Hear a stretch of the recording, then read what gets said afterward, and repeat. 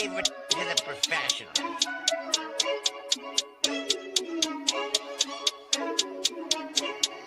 Blessed by Bundy, blah, blah, blah.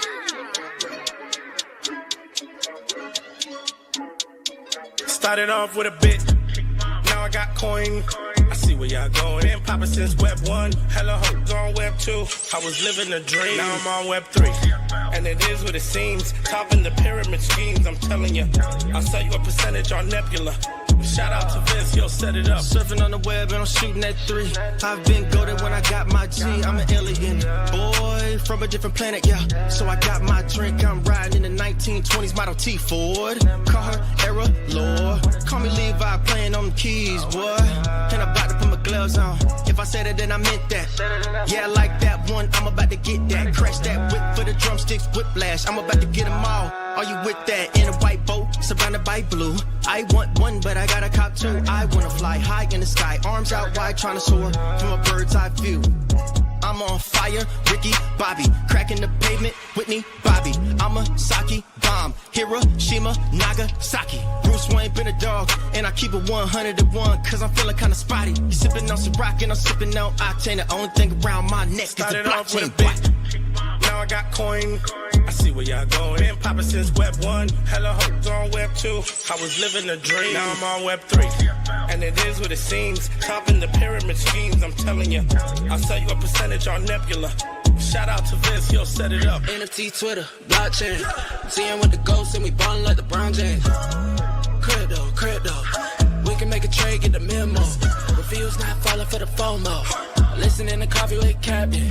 You know we worldwide, they loco. I ain't never gonna stop rapping. Orlando, yeah, we working magic. We rocking Ethereum entities. I just went and caught me a half base. Man, I gotta shout out Started the off with a boy. bit, now I got coin. I see where y'all going. Been poppin' since Web 1, hella hoes on Web 2. I was living a dream, now I'm on Web 3. And it is what it seems, topping the pyramid schemes, I'm telling you. I'll sell you a percentage on Nebula. Shout out to Vince, he'll set it up. Breaking the mood to choose one, but they got knowledge to move, son. I'm shocking in shades with my brother in suits, yeah, them blues is coming. Even though it's hard to pick, eeny, mighty, mo, soda on the mix, no biting lips, it's time to go. Index number 1, no thumbs up, you gotta scroll. Looking at the ghost in studio, it's time to go. Had a helmet on by myself until I met a mask that wanted to have a face off. So had to bring my chainsaw, full tank of gas in the ride with my brakes off. I'm A1, but a different kind of steak sauce. Welcome to Coffee with Captain, powered by ApeCoin, where we dive into all things crypto, NFTs, Web3, and cutting-edge technology. Remember, nothing here is financial advice. Early-stage tech can be exceptionally volatile and risky. So grab your coffee and join Cap and Steve for today's conversation. Welcome to the future. Welcome to Coffee with Captain GM. Thanks so much for joining us. Already done so. Do us a favor, drop us a GM in the chat down below. Then head up top, smash that like, repost, and bookmark on today's space. We would greatly appreciate it. Warms up the algo and does us a real solid. Up there, you'll also find the carousel for the week. If you missed any of the shows, that's all the way to the right, as well as the link to today's space. We're on my video feed today, as well as my abstract, and the YouTube chat is always popping off. I just pinned that up top as well.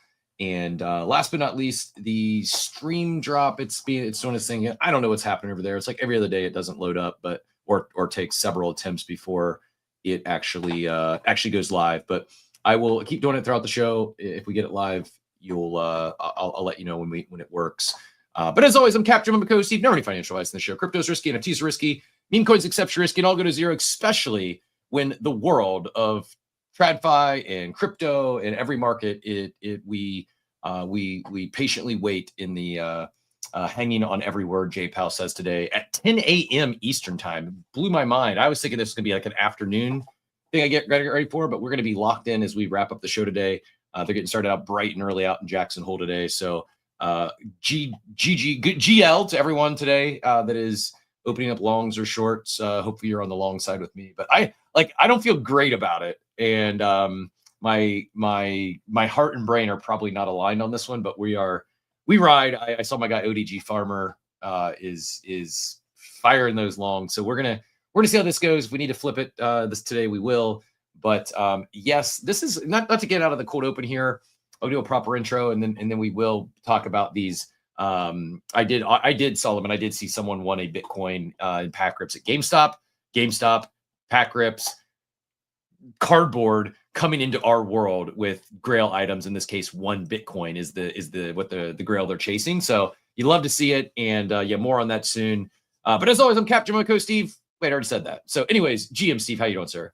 It's a Friday. I'm not paying attention. I'm distracted. Had another, I came out last night. No, it's all good. I was going to say, like, it's funny you said we wait. It's like I was going to put it as the title of the space, and now we wait. Unfortunately, third time, now a charm. So it's funny, like, sometimes you're like, hey, fell off space. Yep.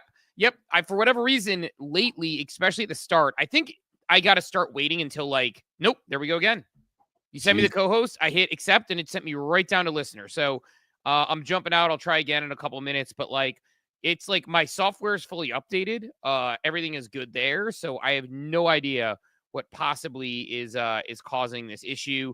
I wonder if we have like incompatible software at times. Cause I actually, I update, I am a habitual app updater. I don't know about you. Like I literally wake up every morning and update my apps every single morning.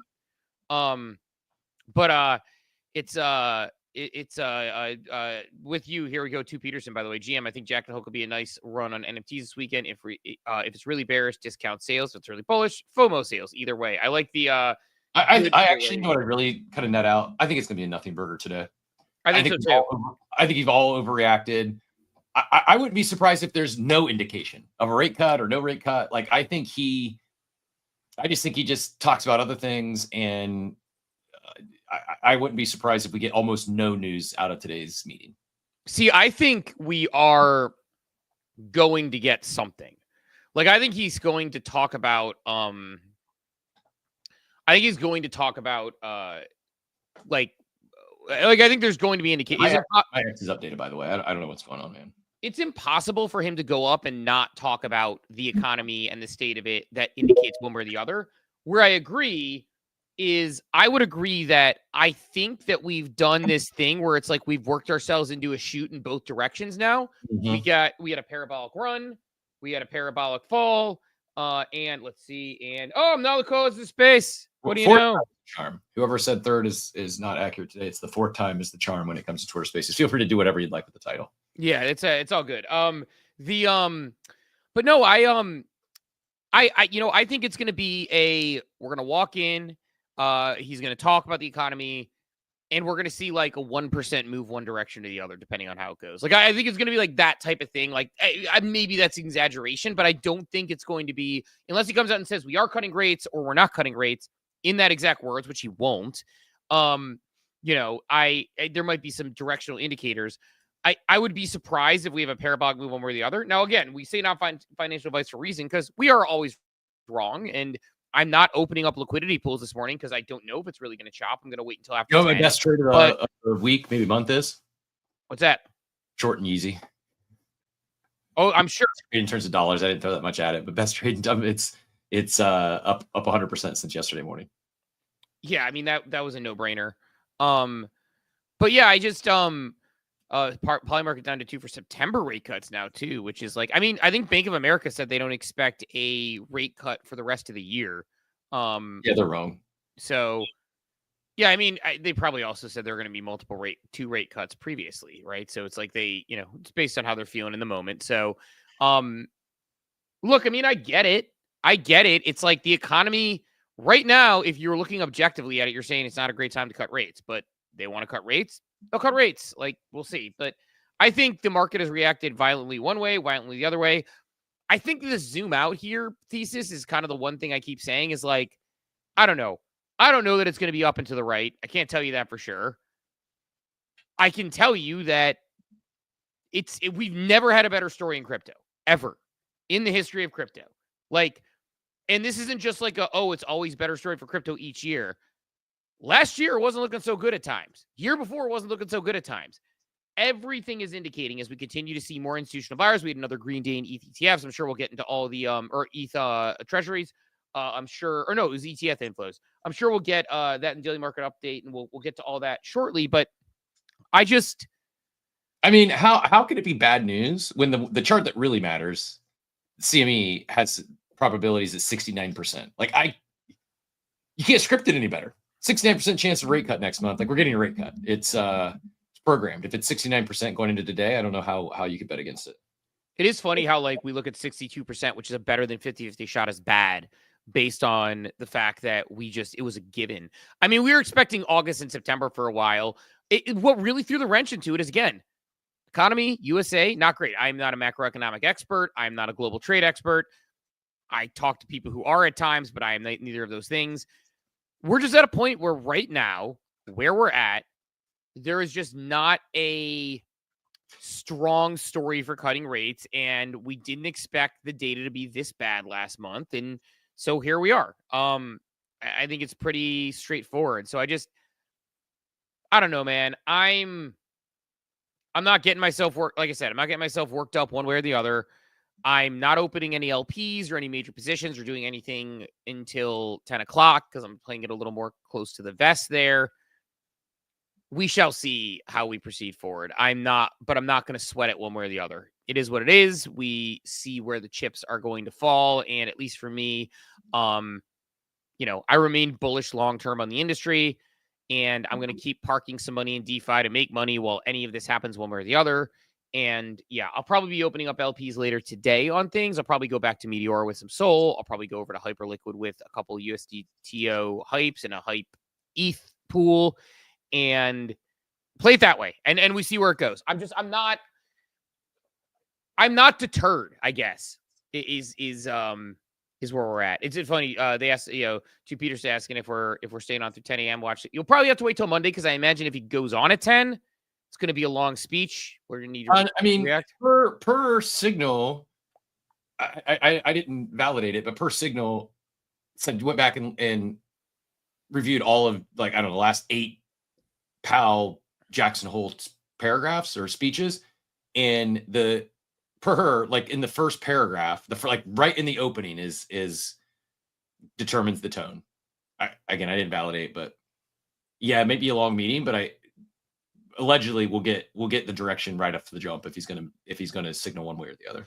Yeah, he's not like a judge on a cooking show who's like, this is horrible, horribly good. It's like he's not going to do that move, right? Where it's like, that's what we should get for the next Fed chair, though. We should get someone who just fucks with the market. He's like this is horrible, horribly good for a dog. My dog, who I love the most. You know what I'm talking about? Like the cooking shows always do that, or reality shows. Oh my God, Steve, we got 2 minutes left to cold open. You're gonna love this or hate this, or just plow through it like I never said it. Probably is how you're gonna handle this. But last night we are, you know how I know inflation is real, because I haven't done a nice several nice dinners in a row for a while, and nice dinners have went in my indication for $100, $150 for 2 to $350. Didn't realize that happened. Anyways, I digress. At dinner last night, talking, my date brings up she's a fan of trashy reality shows, specifically Love is Blind in the UK. And that sounds like she wants to date me, actually. Naturally, I bring up, my friend and co-host Steve, who is also a big fan of trashy reality shows. And she goes, is he gay?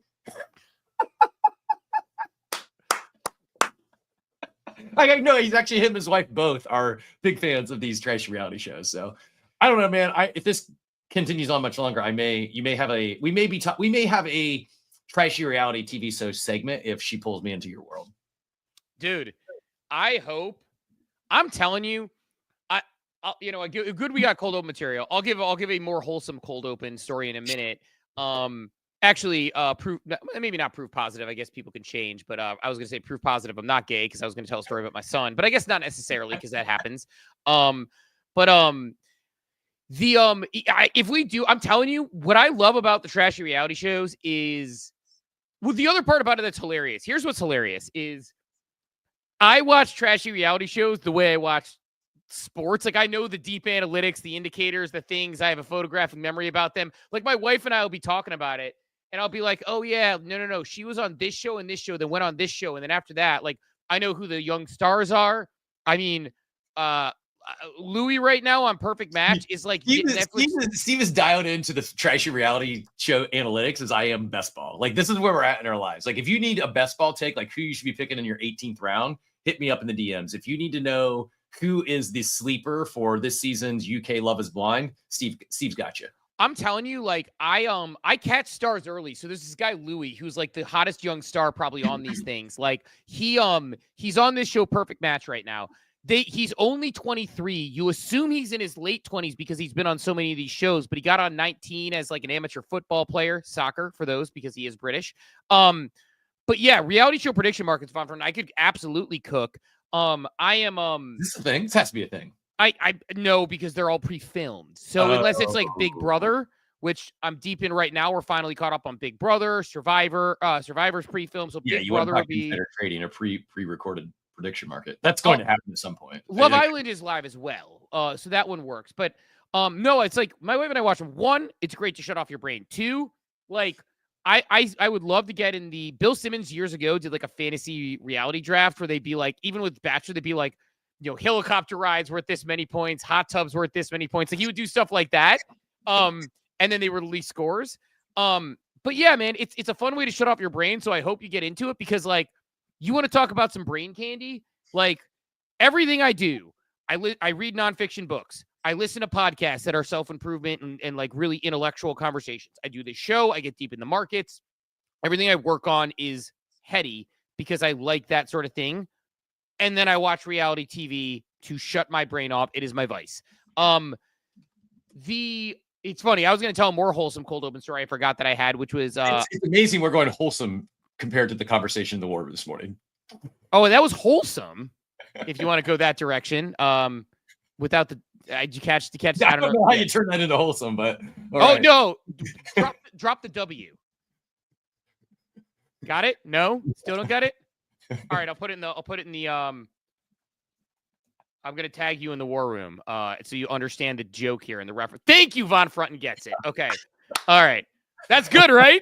That's really good. And it was quick. It was quick on the feed. That's really good, actually. You should host a show or something sometime. Yeah. That was like quick on the feed. Use that wholesome conversation. It's wholesome. Anyway, so I've been known to cook a steak or two. It's my which sounds like it could actually be a euphemism for the war room. You cook a steak. I've been known to cook a steak or two. My son the other day, I bring it out. I cut a perfect medium rare steak. Best medium rare steak I've cooked in a long time. Perfect comes out. And my son drops up, yeah, dude, Tammy from Sarasota would never be on the reality show. Actually, she would be on a lot of the reality shows I watch, but haven't seen a lot of Sarasota hits. But like my son, we're walking through he takes a trip with me to get more steaks the other day. And he goes, Dad, the steak you cooked, I couldn't believe how good it was. My son's getting into meat. We've been lifting this week. We've been dropping tons of protein. Unlike like you last night. Yeah. It's just like, so unlike sending you a different direction, you want to talk about like actual wholesome with the W. My son and I Monday, like, I actually gave him some tough love recently. He wasn't, because he didn't do the things he said he was going to do over the summer as much.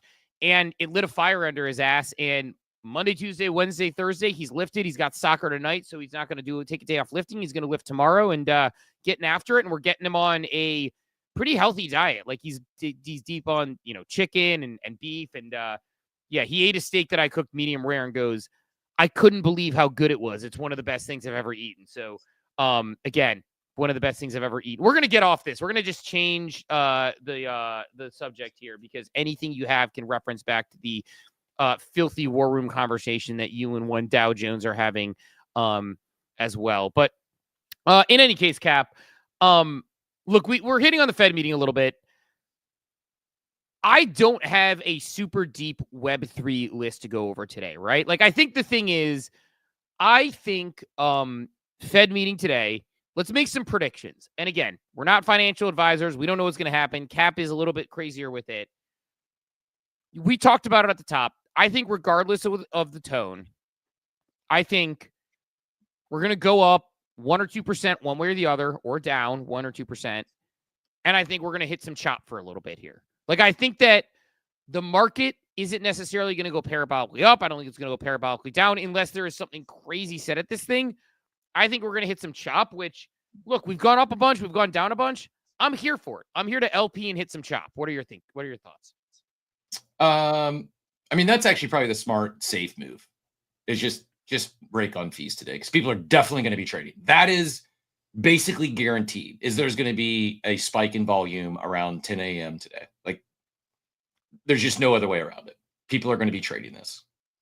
Yeah, and I'm playing some positions. I'm going to try to spike some fees. I'm going to open some positions, and we'll do that. Also, just to be clear, there's absolutely no chance of a rate cut coming or even getting announced today. It's just signal, like the Fed meeting, whether there's a cut or not, is next month, September 17th. So today, Powell is talking. It's not a rates cut meeting. It's just everyone's glued to this Jackson Hole meeting today to get some indication as to whether is he hawkish, is he dovish? Do we think we're going to get a rate cut or not on September 17th? So there's absolutely no chance of rate cut today. It won't come until September 17th if we get one.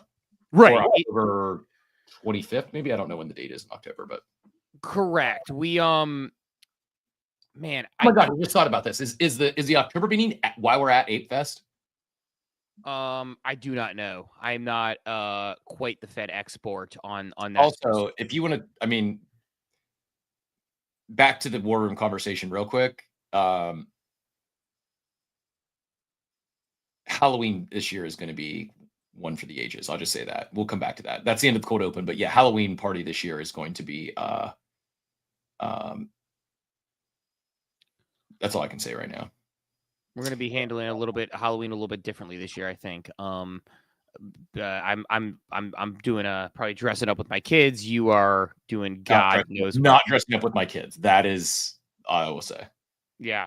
But yeah, man, I am look, October 28th through 29th is, so it'll be right after. So basically what we're doing right now for in advance of the September meeting, that'll be the talk at Ape Fest is, are we going to get a rate cut on October 28th, 29th next come? If we don't get it in September, then everyone will be all eyes on October. Yeah, so September is down.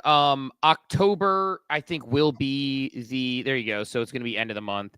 October does feel like a I don't know, feels like that's the that is probably the play. Is like maybe we look into October and see what happens there. I so unrelated, but it's somewhat related. I don't watch the news. I don't follow politics unless it gets brought up on this app. And,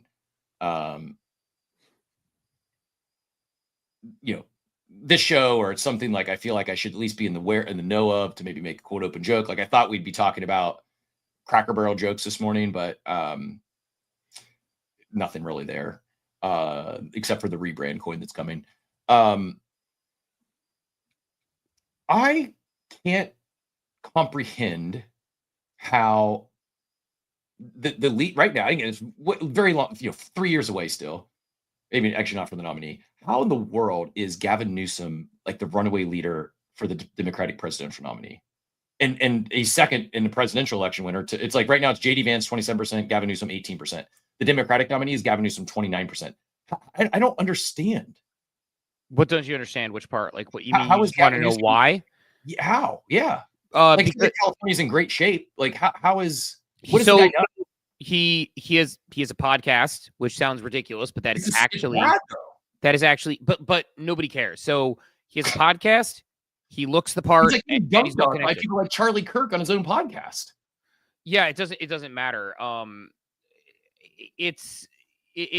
I mean, you want to talk about like the nepotism. I believe it's like he's by marriage. He's the tap candidate. He's the tap. This is the person.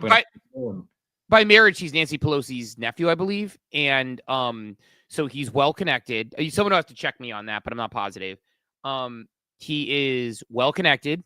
He's good looking. He speaks well. He has a podcast, and he is going like I don't think it's necessarily going to work well for the Democrats because seems like it's like really like again, I'm not dialed into this word at all, but like AOC is the second Democrat. Like that seems like they would be a far better like rallying the troops around AOC than someone like Gavin Newsom. No, AOC, I don't think AOC He has a shot. But I think, I mean, she's like slightly left of Bernie Sanders, so like I don't think she has a shot. Like, but like Gavin Newsom can play the middle. I think the reason people are bullish on it is that he's kind of a shapeshifter. So like Gavin Newsom, That's not good.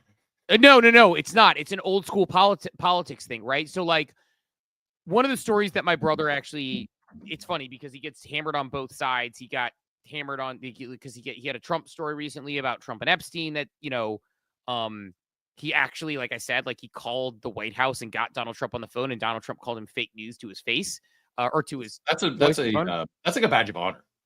I'll tell you a better story maybe after the show that I can't tell you yet, or maybe I'll tell you it after things go down, like an even better story than that related to it. But I'll tell you 2 stories that are funny about it probably after the show, but can't tell them on air. But anyway, so he did that. One of the stories that he did that got a lot of traction during the election was Kamala Harris in Michigan, which is very a little bit more, I'll mess this up, but like it's a little bit more sort of towards the Islamic side. Like she was a little more nice to that audience during the Israel Palestine thing. And then in Pennsylvania, she had a completely different speech.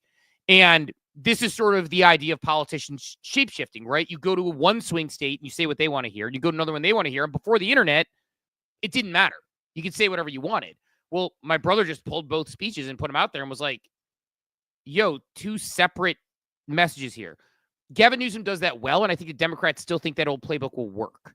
And so, yeah. So, and what happened in the last week? Again, I haven't been tracking this. It just popped because I opened up Polymarket. Like he went from 19% 5 days ago to 29. He's up 10% in the last 5 days. They don't have anybody else. They're like they're very bad at this game. It's really bad, man. Like look at this list. Like I'm not knocking these people. I don't know any of them personally, but it's like Jon Stewart has a 4% chance of being the Democratic nominee. Get out of here. No, that's just be shoving chips on this on all these no's. Like this seems absurd. Dwayne "The Rock" Johnson, get the F out of here. What are they doing? LeBron James, like that's just free money.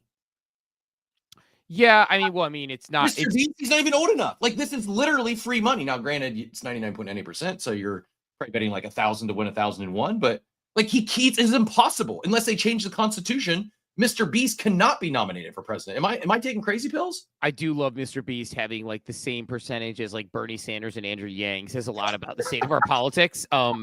That our Andrew, yeah, it's like he's got almost $1 million of volume. Like it's 4x of Hillary Clinton. This is crazy.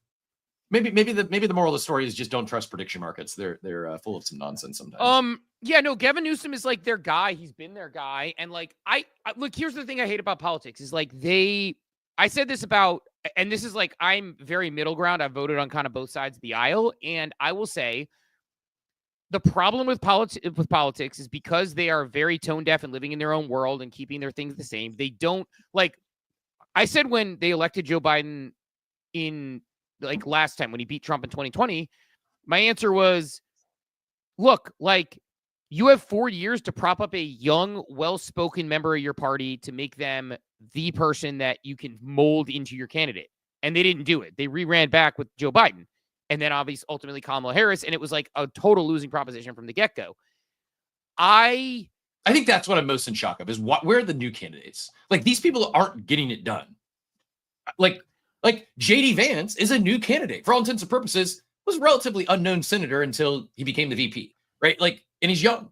Like, what are they doing with where are the new characters? Where are the new personalities? Like, there's got to be other people out there, no? Yeah, reality shows do this better than anybody. They could take a page out of their book, but no, it is frustrating to watch because there are young, smart people. Like you see them interviewed on podcasts and doing podcast circuits now. They have a little more freedom. There was a young, I think, Republican representative on Joe Rogan a couple weeks ago talking about UFOs that I think I sent some information to Shane about. And like, I'm not saying she's like the candidate, but it's like, she's young, she's smart, she's well-spoken. It's like, there are so many people in these parties that you could potentially put in those positions. And like I see people seeing Mayor Pete because they're talking about they're like, oh, but Mayor Pete, but he's gay. Like that's a thing that people say. And it's like, Mayor Pete is, again, smart, gets the economy talks to people outside of his party. Like he went on Andrew Schultz's podcast and he liked him. I was like, damn, I might have voted for you. Mayor Pete would have been a great candidate. People are like, oh, you can't put him up because it's like, this is not 1984. Like, this is not, 1996. Like, people think differently now in 2025. Like, it's so funny because like the boomers, you'll talk to them and people will be like I'll talk to people in the boomer crowd and they'll be talking about some of their big, like, did you know he's gay? And whispered, I'm like, that's not a big deal to anybody. Like, my kids don't care. Like, I don't care. Like, so I think like it's just overthinking the room. I think Gavin Newsom is probably a good shapeshifter. I think he can take different messages to different places, and that's why he makes a good candidate for a lot of these. Yeah, but I mean, do I think California's in a great spot? No. Do I think he's managed it well? Not necessarily. But it's the this is the way of the warrior with these people. So I don't know what to tell you, Cap. It's we're in for a ride. Amazing. Like, I would love to just unlock my brain and let everyone get a glimpse into everything it's thought about in the last 31 minutes, from 2028 presidential candidates to wholesome conversation, like back and forth. Like, it is the most abstract, pun intended, of just nonsense. And I promise sometime we are going to talk about Web3 and crypto news today. What do you got on your list, Cap? Let's hit some lists, because I have a very almost nearly non-existent list today. So I was kind of like Fed meeting and things. So could be a short Friday show. Who knows? What do you got? We don't have to spend a lot of time on it. I have not been following. It's probably just CT drama that doesn't even deserve a mention. Like, are we going to get some outing of the cabal? Like, what's going on with all that drama? It keeps popping. It seems to be getting deeper and deeper.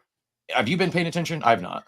Is someone just having a mental breakdown? Un poquito. I'm paying a little bit of attention. Basically, again, we won't spend a ton of time on it because I think it's probably someone dealing with mental issues and listening to the spaces. I don't know that it's going well. I'll actually give a larger point on it. So I'll just give the TLDR because everyone sees it. So Mika, who is friends with sort of the LA Vape Cabal crew, I should say, went on a long rant. Who knows if it's all a work? Who knows if it's true? Who knows what's going on? But like, she basically saying like she's going to expose some of them, and there's some, shenanigans that happen, and she's going to talk about it. Allegedly got a cease and desist letter from Thread Guy and Malcolm. Again, who knows what's true? I saw rumors. I didn't know who it was even from. Oh, she shared the cease and desist letter. So it's real. Allegedly real. It says Michael and has his last name blacked out as if he hasn't said that his full name before is Michael. I'm not going to say his last name, but he said it before. And Malcolm, and talks about her and her mom, who have talked online apparently now, about it. And she seems like the tweets have been a little erratic. The spaces have been even more erratic from where I've seen the quotes, and could be a work, could be true, could be, I don't know. Like, I can't comment on it. Here's my comment on it though, Cap, that I will say. In my 20s, particularly early and mid 20s, I definitely had a lot of mental issues wrestling with some things, and I didn't have to do it publicly in front of hundreds of thousands of people. So the reason I haven't really covered much of it is because I don't know. The other problem is, like, right now, there's this like line between what's real and what's not. And people think it's hilarious to be like Soul Jakey had a statement, which again, maybe this is a joke, but like Soul Jakey. I can't trust any of these kids. And I don't mean it derogatory. I'm twice most their age. I literally have a daughter that's older than a lot of them. Like, I agree with you. I did a lot of stupid stuff. I'm very glad social media didn't exist when I was in my early 20s. I just like the whole shit posting thing. I just kind of tune most of it out because I don't know if it's just for engagement. It seems like probably I tend to think more of it is for just made up fabrication, just purely for engagement or entertainment, than actually something real. And that's the part that frustrates me is, like, again, this is old man yelling at cloud again, which I did yesterday about the whatever. But like my kids watch this content and they don't know what's real or fake, and people think it's fake. People think it's real. They don't know the answer. And it's like, so Soul Jakey yesterday, like, had a thing where he allegedly got a call from Hayden Davis, and he was saying he cooked on the Kanye coin. And then he released a statement saying, no, I just changed my friend's name in my phone. I have had no contact with Hayden Davis. It's, the Kanye coin. I had nothing to do with the Kanye coin, and it was a joke, and blah, blah, blah. And it's like, was the first thing fake? Was the second thing fake? Were they both fake? Are they both? And then, like, they do things that are like intentionally over real. And then they're like, gotcha. And it's like, no, it's not really gotcha. Like, it's like, it's not funny to me or interesting. It's like people do things that are way over the top fake and then being like, oh, you got, haha, get engagement. It's become a thing. It's a new type of content that is like fake content. I mean, they did this before. Remember when it was like Miko Rasmer and like Thread Guy or something went to Youngstown to see if they were eating the dogs and eating the cats and pretended they were getting chased by feds, and some people believed it and some people didn't, and obviously they weren't, but like it's this line that like I'm not like they're just doing what they see online and repeating it, but this real fake weird content, like I have to tell my kids at times when they see stuff, I'm like, that's not real, because people are trying to make it seem real and they don't say it's a gag and it's not a joke. It's not my bag. So that's why it's like this stuff might be real, but like, I don't know what's going to happen. And then people act like if I'm like, oh my God, are you okay to someone like Mika? People will be like, haha, you got. She was joking. It was a work. Or maybe like, I just don't know. Like, oh, you believe the cease and desist letter? What a idiot. Like, but it might be real also. Like, it's just, I don't know. And so I just don't get involved with some of that stuff. I know I sound like a boomer and people laugh at it, but like, I just don't, it doesn't resonate with me. So I don't know what's real and what's fake. I don't know what's work and what's not. I don't know what's engagement baiting and what's not. I just hope that she's okay and they're okay. I don't know what they did. I don't know if they did things, but I know, again, in my 20s, I went through some shit. I didn't have to do it publicly in front of a lot of people. And I could see why she might crash out if she really is being ditched by a bunch of them, because she's one of the people who's with them. They always kind of like treat her a little bit as a punching bag at times, I saw in spaces, and maybe she got fed up with it. I don't know. And other things that I don't follow closely, but doesn't seem real, but maybe real. Jake Paul announced another fight. By the way, he's 6'1", 200 pounds with a 6'4" wingspan, and he's fighting someone who's 5'5", 133. That's 5'7" wingspan. Is that real? I don't know boxing, but I've heard that whoever he signed up to fight is like a good fighter. So I don't know anything about him. I just saw people talking about it. This seems insane. Yeah. Anyways, if anyone's boxing fans, wow. Okay. Also, remember, this is also him at fighting weight, meaning like he's not really 200 pounds. That's a 225-pound man that's at fighting weight of 200 pounds. So like he's a big dude and he can box. So I don't know. I'm kind of out on Jake Paul fights. Dinesh, you got to. I'm sorry. I know you. Every time I do a stream drop, you let me know it's not working correctly. It's all we got, buddy. I don't work for stream drop. It's just a little thing. If you want to play it, play it. If not, forget about it. I do the same thing every day. Sometimes it works, sometimes it doesn't. It's just gotten a little funky lately. Sorry, I can't do anything about it though. DM the stream drop people. They've kind of stopped responding. We'll probably stop doing it altogether soon, but yeah, welcome to play while it's there. But no, I don't know what's going on with the Jake Paul fights. I'm kind of out on it, and it was fun little celebrity thing. He's a decent boxer. He's a decent amateur boxer. I don't think he's going to be a pro boxer that's going to be like really good. I don't think he desires to be that, even though he's really good at it. From what he started, if he'd started years ago, maybe. So we do have. I got one thing I alluded to. I do want to talk about. I think it's actually really exciting. I saw Joey come up with a hand. Hold on, Joey, because while you probably came up to talk boxing, I'd rather get your take on this because I think this is really exciting, in my opinion, for things like BZ. It's bringing. I think this is really big news. It's GameStop and traditional collectors being pulled in to crypto. So this is what I mentioned earlier, Steve. They're doing they're called I need to find it now. I actually saw it on Instagram. It was popping on my Instagram feed this morning, and currency cards is what they're calling them. And I heard about this, but I didn't see what it is. So give me the TLDR on it. It's actually not new. So tell us about it. It's actually not new. Tell us about it. Yeah. So because someone pulled a full Bitcoin like yesterday. Yeah. So Javante Davis is 5'5" and he's 30-0. He's an incredible boxer, but he's only 5'5" and like 140 pounds. This is just a complete money grab. But anyways, so these have actually been around for a couple of years now, I think. So for those that don't know, GameStop has expanded their offerings from just being like a video game store and, video game apparel to becoming a full-blown collector store, right? So for years, they've been making this transition where you can go in there and buy Pokemon cards and Magic the Gathering and all kinds of stuff like that. And now they've actually formed a partnership where they're like an official PSA grading location. But a couple years ago, somebody launched essentially cryptocurrency trading cards, and you can pull crypto, you can pull people in the crypto space. Like, it's literally a trading card game. There's all kinds of different cards that you can pull out of these packs. And the quote unquote chase cards are actual cryptocurrency.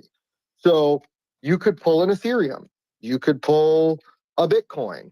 So I don't know how many, but it's not the first time that somebody has went into a GameStop and bought whoever many, packs or whatever it is, and opened up this pack, and there was actually a card in there that said redeem this for a full Bitcoin.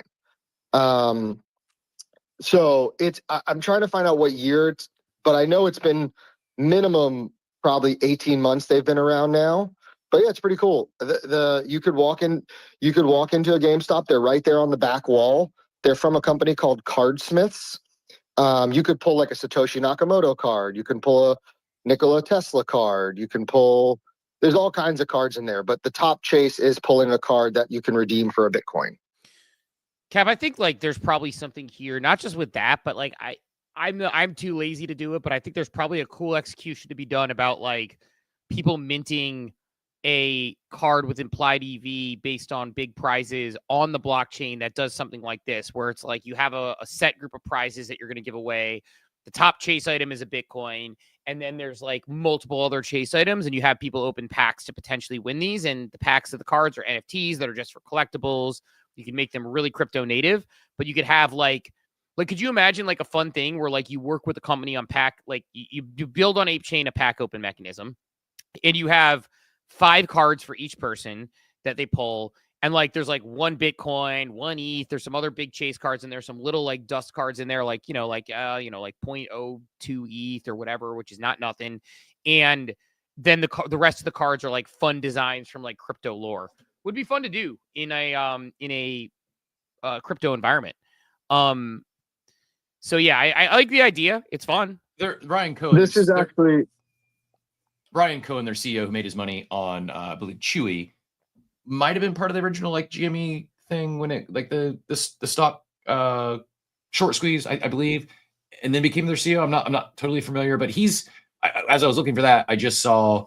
I mean, they bought Bitcoin, and I mean they're really leaning into crypto. This was like about a month ago, looking to implement cryptocurrency within transactions, not just Bitcoin, but looking at multiple cryptocurrencies. Like we're there, man. Like this is just, it's not going to stop with GameStop. More and more traditional companies, more and more retailers.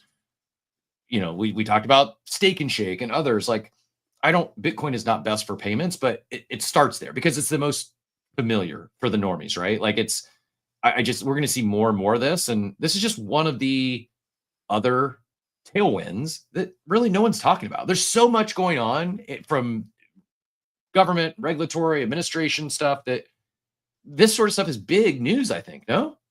Yeah, I think that's like the thing that like we almost take for granted.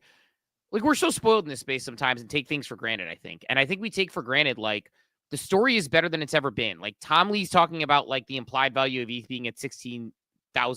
People are talking about Bitcoin, the implied value of Bitcoin based on gold comps being $1 million.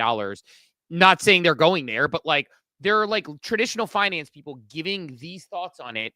And we're sitting here shrugging our shoulders like, yeah, I don't know, man. Like, are we going to get a rate cut of 0.25 basis point? It's like, guys, like it's happening. Like the world isn't getting less digital. The genie isn't going back in the bottle. More people are doing this. Now, again, there's always the option that it could be a fad and it could be a crash and people, but I just think TradFi is so interspersed. Like there's financial vehicles and ETFs right now that people are buying and putting into 401ks. Like it's just, it's like we've tipped, and the more we continue to move in that direction, I think long-term, again, up and to the right, long-term.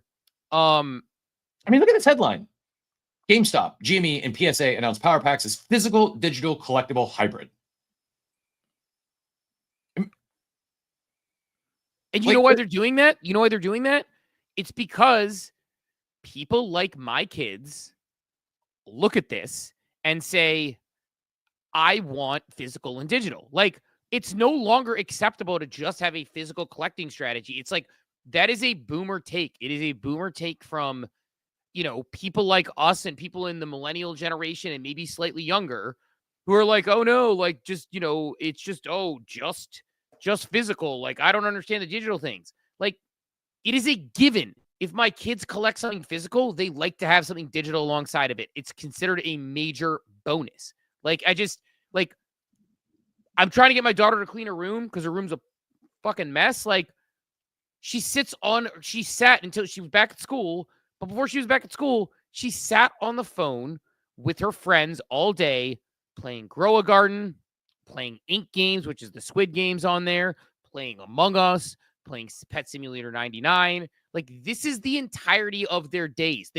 This is like, once the people in the millennial and boomer and Gen X audience realize that my kid's social network is Roblox, Minecraft, and like my social network anymore is that, right? I mean, not just this, but like when I play Halo with my brother or whatever game, it's like, we played NCAA yesterday. We chatted, electric game of like Georgia State versus Washington State, by the way, that we played. But like, this is their social network. This is how they do things. So when you see like a digital physical pack thing, like, and you want to know somebody who's in like a good pole position for this sort of thing, Gary and Andy at VFriends. Yeah, right.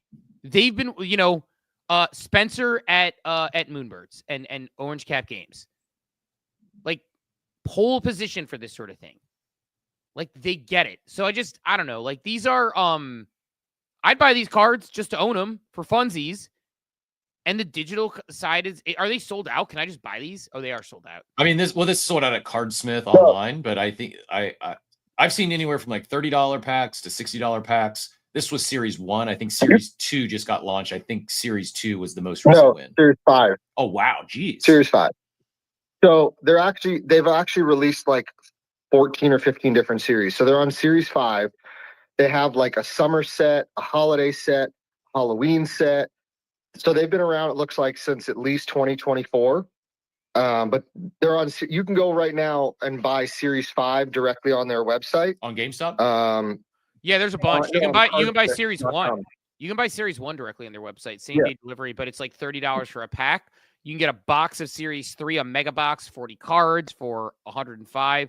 Dude, I gotta look into the details of this and what it looks like, but I may fire some bullets on this today just for funsies for some collectibles. The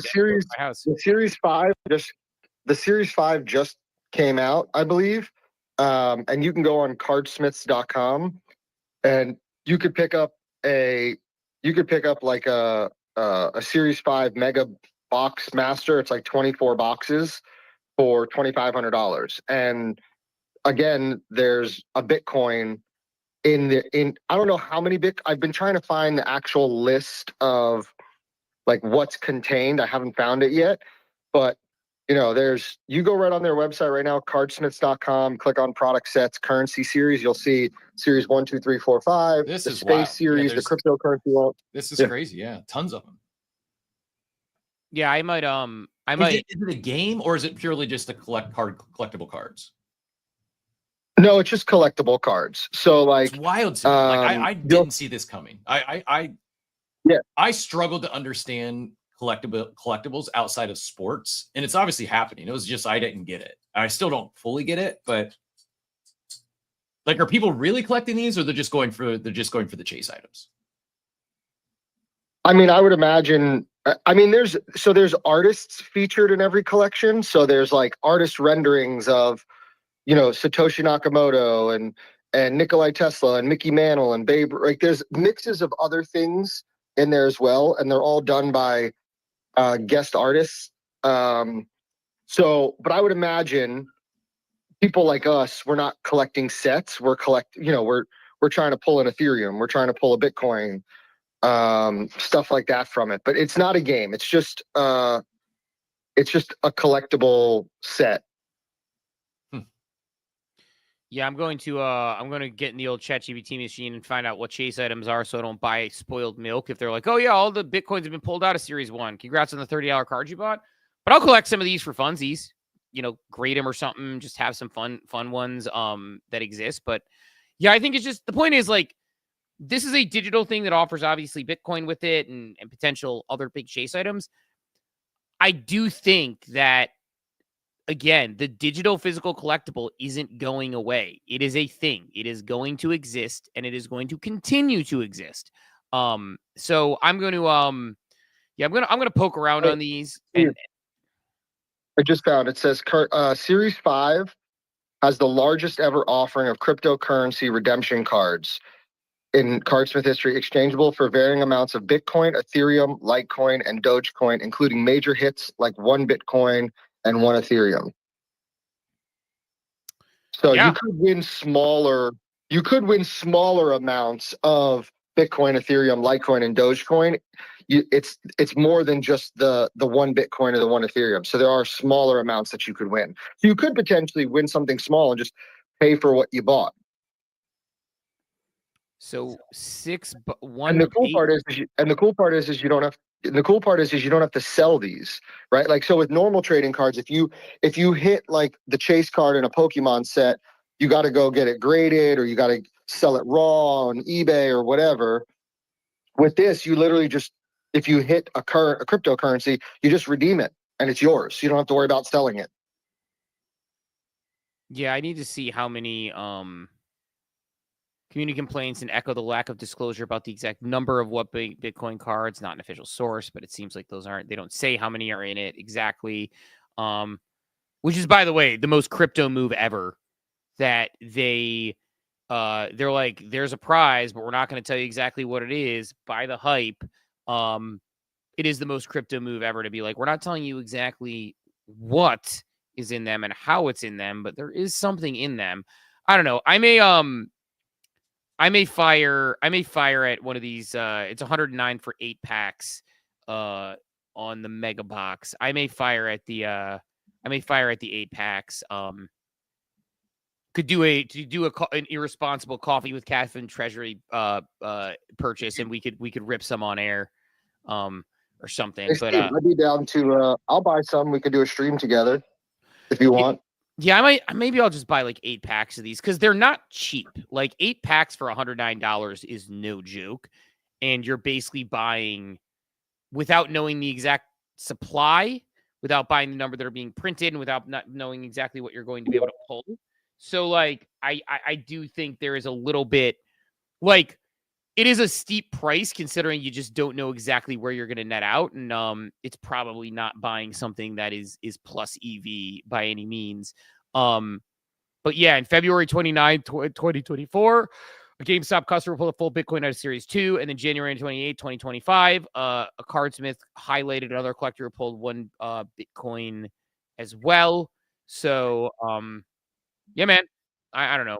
Your odds are 1 in 96 packs. How often do redemptions show up? 1 in 96 packs. Since your box is 2 packs, you have a roughly 1 in 48 chance for any crypto redemption on average. It's math on pack odds they seem to have found. So I don't know. Maybe I'll buy 8 of these. I've spent $100 on stupider things for sure. So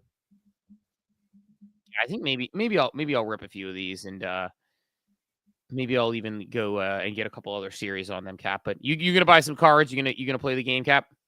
We'll see.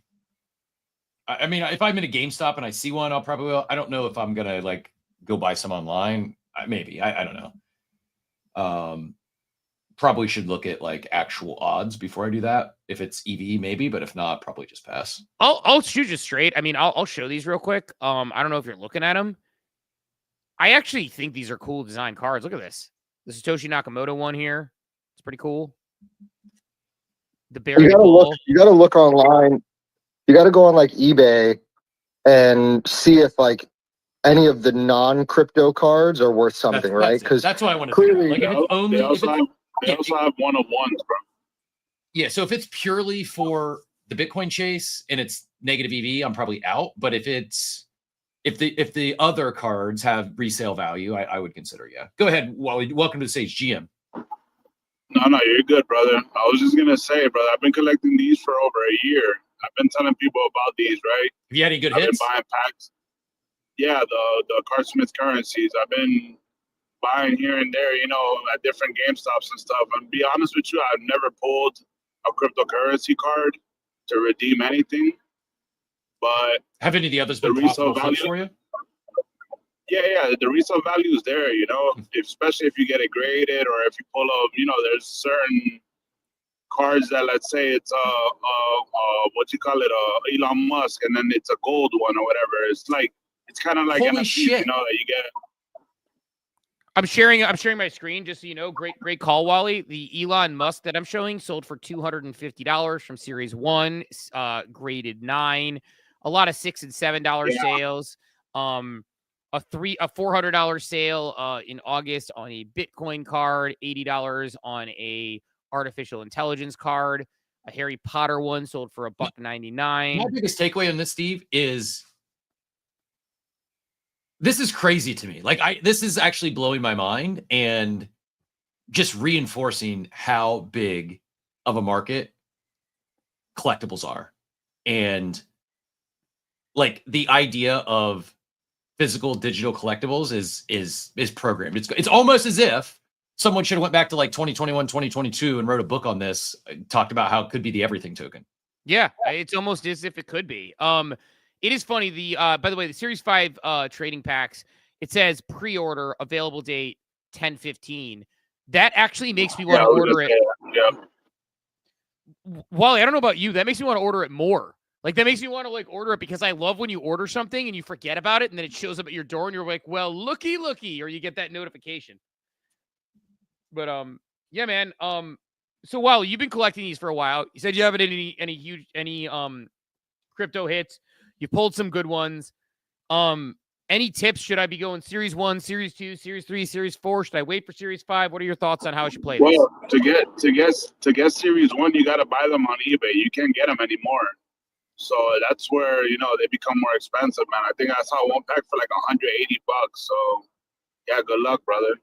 Well, if that's the case, at least at what I'm looking at, there's a plus EV play here because GameStop, if I'm reading this correctly, it would appear that GameStop has these for $30 for 2 packs in Series 1. So if that's the case, yeah, that's what they have advertised on their website, but that's not really the case. Those packs have been sold out already like over a year ago. So that's why, you know, they're sought after. It's just like, man, it's crazy, brother. I was even talking to people about the Beezy stuff, man. That shit, like, you know, I first heard it here on Captain and stuff. Like, man, that collectible market is there, bro. Yeah, dude, 100%. I'm excited about this. I am very excited about this. I'm probably going to order some of these. I'm probably going to pre-order the $109 Series 5 8-packs. Maybe you can get a couple of them. Maybe you can just blow $200 on this thing and $220 on this thing and degen into 16 card packs and see how it goes. Because I think, you know, it could be fun, and I'm also going to win a Bitcoin, so that'll be worth it. You know, it'll just be the most plus EV trade of it. It'll be like buying Bitcoin at $250. It's like, that's what could be better. So, yeah, it could be a fun one. But Joey, go ahead and get back in here. Yeah, I think to what you guys were both saying about the digital physical and like the trading card market, like it since COVID, right? Like we had this bull run of NFTs, but what people don't realize is since COVID, the one market that's been like straight up has been the trading card market. Like it's crazy to see how much the trading card collectible market has grown since 2020. And there's really nothing stopping it. Like, you know, we hear people talk about like stored value, you know, like why do rich people buy expensive art? And they're like, oh, because of, you know, the stored value. This is what we're seeing with trading cards right now. There are literal funds popping up all over of people that are purchasing, you know, high-end collectible trading cards and things like that because they know that the value, there's no guarantee, right? But they're assuming that the value is going to continue to go up. It's going to stay there long term, regardless of what happens. And the boom has been crazy, and it's not going to stop, to your point, Steve, because it's being adopted by so many other businesses and industries now that it's real. Like the RWA market is already massive when you look at the on-chain numbers, and it's only going to continue to grow. And it's going to grow even more with the younger generation, like you said, Steve. Yeah, I think it's definitely been up since 2020. I think it had a couple of lulls because I remember some pullbacks in there, but I know it is back up again. It's grown like something like 25%, or it's decent as far as like the actual sort of market cap of the market goes. But I do know that it went down at one point because I remember seeing the valuations of some of the cards I had go down, but I think it is back up, and I've been getting some inquiries on some things. So yeah, man, cardboard is legit. I need to get back to a DM. Actually, I have somebody who's doing OTC with me on some cards I have on a couple of sites, and I need to get back to it because I'm not a true collector on some of that stuff. Some of it I really like. Some of it was my kids. Some of it's my collection. But I need to get back to some of the OTC deals because it's hot in the streets right now, and people are throwing cash at it. But yeah, Cap, I think I'm going to fire at some of these cards. I like ripping cardboard. I enjoy it. I think the art on it's fun too. Like, I think this is really fun art. Like when I'm looking at the Series 5, like, so the Satoshis and things. So, you have to figure out how to get some of these suckers graded if I ultimately do pull some nice ones that maybe are going to be plus EV. The problem with grading is grading costs so much per card that you need to have a really good card if it's going to be plus EV. So my brother worked with Beckett, Steve. I got you. Right on. Love that.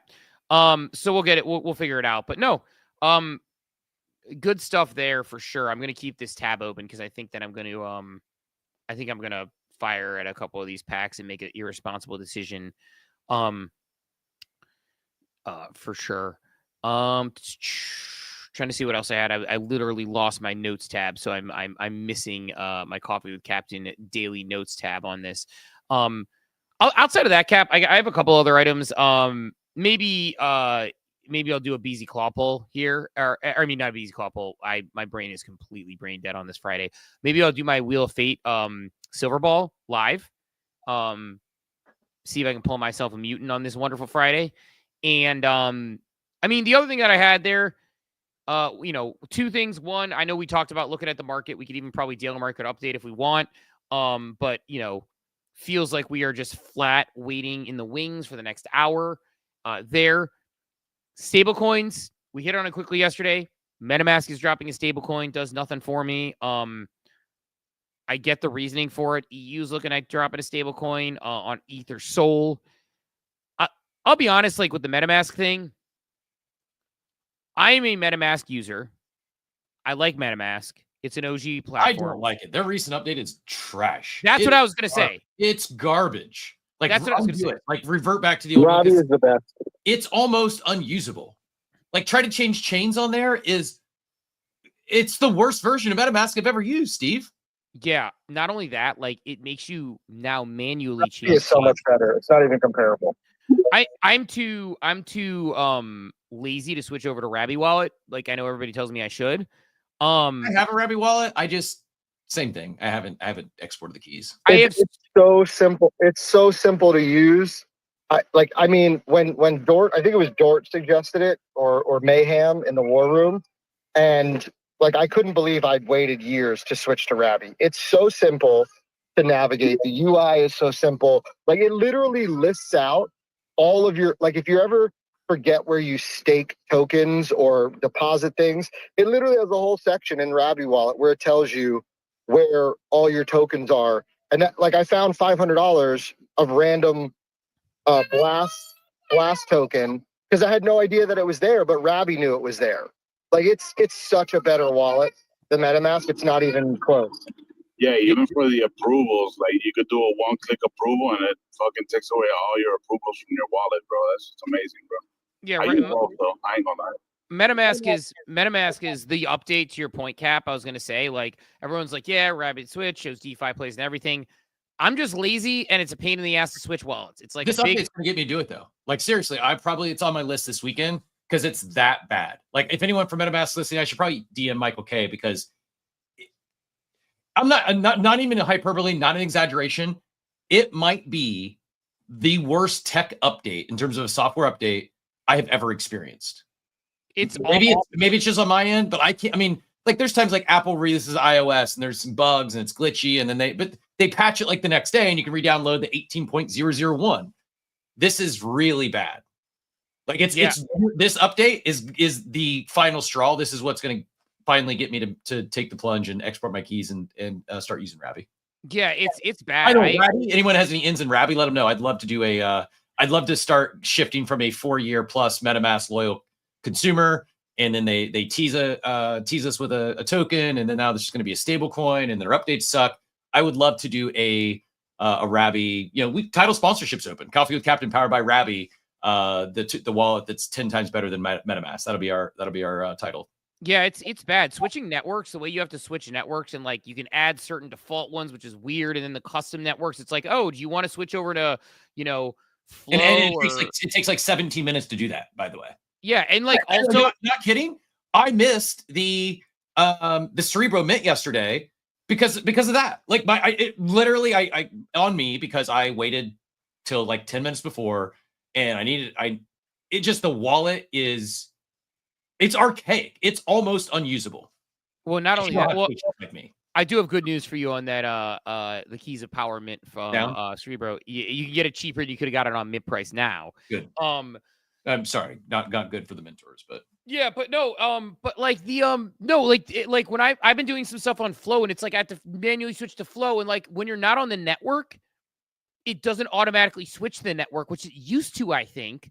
And so like when I'm trying to use like 8chain or Flow, it's like telling me it doesn't work and I don't have proper gas tokens, so it's not even on the right one. And I don't know. I might get one of these keys, by the way, just to like keep track of my portfolio. You talk about that instead of like Rabby and sort of the value prop there. I might actually get one of these for that reason now and actually buy it. But yeah, man, it's just I had the update. I was going to say I love MetaMask. I've used it for years. The update has been really, really hard. It makes it borderline unusable. And obviously I have to use it for various things because I'm too lazy to switch over. But to your point, I'm actually considering capitulating and switching through. And I've been a MetaMask fan for years. I've been like one of the people standing on it, but I've gotten to the point where it's Phantom is better. Rabby, I've been told, is better. And the problem is you have this thing where you're just like, I don't just want another wallet. And that's where you end up is like, it's like another wallet, wallet. Screenshot the abstract chat. Just Rabby is better. Just downloaded Rabby. Wonder how, like, we're the Coffee with Captain Pump is happening. Rabby, hit us up. We are open to talk, and we will not only promote Rabby, we will FUD the hell out of MetaMask going forward. Yeah. Unless MetaMask drops a token, then I'll change my tune. Well, they did. They're dropping the stable coin, which yeah, man, I think I think two things. I know we got some hands up, so we'll go to this in a second. I was gonna say on the stable coin thing, it's like I understand why they're dropping it. Functionally, I have no reason to use a MetaMask stablecoin. USDC, USDT do me just fine. They connect well with all the other sites that I use. Like, I understand a stablecoin for DraftKings if they want to earn yield on a stablecoin they have, and you put money in, it's a stablecoin. They're doing that. I understand that.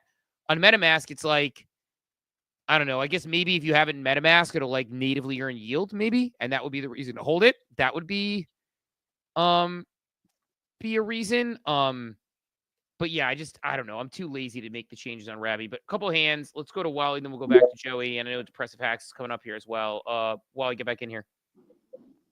I was just gonna say, brother, I'm always on the go, bro. So like, MetaMask doesn't on Beezy, for example, it doesn't even load the animation, with the claw, and it pulls a little thing out of the fucking thing and it throws it in, Bro, when I went to Rabby, man, that thing is like seamless. Like, it's just like butter, bro. I swear to God, bro, it's really worth it, brother. And all you gotta do is import your private key and it's off to the races, man. It's so easy, man. Dude, it's an irrational fear I have, Steve, is just ever messing with my private keys. Same. I'm so locked down on my I do way too much stuff in my hot wallet, but I'm so diligent about protecting all my shit. And just even for example, and sending NFTs on the mobile, you can't do it anymore with I don't even use MetaMask. mobile. That's my thing. I don't. But with The only thing I do on mobile is I have a Phantom one on there. Every once in a while I'll trade some soul shitters, but I don't even mess around on mobile anymore. For me, like having peace of mind of not slipping up is worth it. Like I've got dozens of cold wallets, all my shit's spread out. And it's just an anxiety thing. It's an irrational fear. I know it's not hard. Like I get nervous anytime I even hit the show private keys. Like same. Yeah.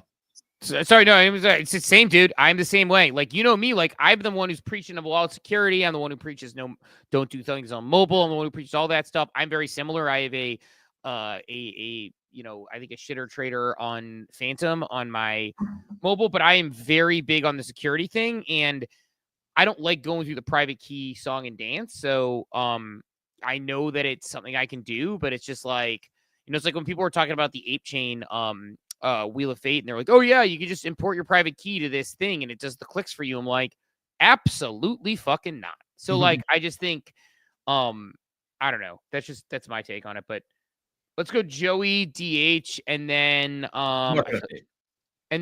Joey DH market update. Maybe we'll finish the show and I'll do my claw pull, or I mean, keep saying a claw pull. I'll do my Wheel of Fate spin. Check your comments on StreamYard too, or private chat. I did think that's fine with me. I'm cool with whatever on there. Yeah, maybe we'll do that. But Joey, go ahead and get back in here and then we'll go to DH. Yeah, the one thing I've also noticed with Rabby, and maybe it's just me personally, is I get way less like error messages and failed transactions and unable to connect and things like that than I do with MetaMask. Like it's so much smoother. And I understand your guys, your fear of like revealing your security phrase and whatever. But when I decided to make the switch, it was, took me 30 seconds to make the switch. And I still have some stuff on MetaMask because I'm kind of lazy and I haven't brought all of my wallets over to Rabby. But like my main wallet is over there. And I also really don't do much on mobile, so I can't speak to that. But I think once you guys, if you took the 30 seconds to a minute to make the switch, you're going to see such a huge difference. And the other thing too, which, having experience with these wallets, on BZ is whenever you build stuff out that requires wallet connection, you typically are building for all different kinds of wallets. Especially if you're building EVM, because there's so many different wallets when it comes to EVM. The wallet that gives us the least problems is Rabby. The wallet that gives us the most problems is MetaMask. Like the amount of tickets that we get open in the BZ Discord that are like, issues with wallet. It's like, which one are you using? MetaMask. Which one are you using? MetaMask. So I think you guys will be thoroughly happy if you take the time to make the switch. Cool. No, I mean, look, I get it. Everyone tells me the same thing. It's just I am a boomer who's trying not to switch wallets and try not to do private key things. So, Depressive Facts, go ahead and get in here, and then we'll hit Drew. GM guys, so I kind of want to take things in a little bit of a different direction with a question. So this week it was announced that like the state of Wyoming is making their own stablecoin, right? And MetaMask is putting out their own stablecoin, and like we're gonna have more stablecoins. My question for you guys, because I can't wrap my head around it, is like, what is the benefit of having 70 different options for stablecoins? Like, why, unless like, let's use the Wyoming one. Like, unless the state of Wyoming is like, we are only taking payments for government contracts in our own native token or our own native stablecoin so that we can capture the revenue off of people using it. Like, why would I opt for a niche stablecoin to pay people with? Yeah, that's it. The benefit's not for us. It'd be like, the analogy I would give, it'd be like, well, why do we need all these different banks and different savings accounts? Aren't they all the same? It's so they can make money. It's why would they do something and transact with something that they don't have any rev share and can't collect any fees on? So yeah, it's not to benefit us. It's to benefit the states, the organizations, the governments, the large entities, because people are right. So my follow-up for that though is like with banks, like you can pick whichever bank that you want, and if you pay them, you can still pay them with whatever. Like, why would I opt to use MetaMask's like stablecoin unless MetaMask says we're only taking our own stablecoin? And why would they say we're only taking our own stablecoin whenever that I don't think any basically makes it impossible? I don't think except governments will restrict, say we can only use ours. Okay. I think it's incentives. I think they'll give you, to Steve's point, oh, if you hold MetaMask stables in your MetaMask wallet, your fees are cut in half. That's it, but they're going to make a little bit extra on the back end. I just think it'll be incentives, not. Yeah, it's exactly that. It's like why would you hold it? It's like because the state of Wyoming says, do you want to earn 5% on your money instead of 3% of your money, and you can use it in all transactions in the state. We're implementing this infrastructure. Great. And then you go into Wyoming, and so what do I do when I visit Wyoming from Florida or Ohio or California? I swap my Ohio stablecoin or my Florida stablecoin to my Wyoming stablecoin because I get a better deal there. There's a swap fee that goes in, and then I do that. Why do I have a MetaMask token? Because they say you're going to get native yield of whatever percentage just by holding it in here. Also, you're going to get off on your swap fees. Like, they're just going to implement it. It's exactly, I mean, that was a great analogy. Banks and credit cards, like type thing, right? It's exactly that. You have choices. They have different benefits. They'll find different ways to do promotions around them, and they'll get people to use them. It is like, to me, like that is the direction they're going. I might tweet about this today because I see a lot of people saying like, why do we need so many stable coins? And this is actually a think about if the world plays out like many of us here believe it's going to, and the world comes on chain, you're talking trillions and trillions of dollars, trillions and trillions of payments processed.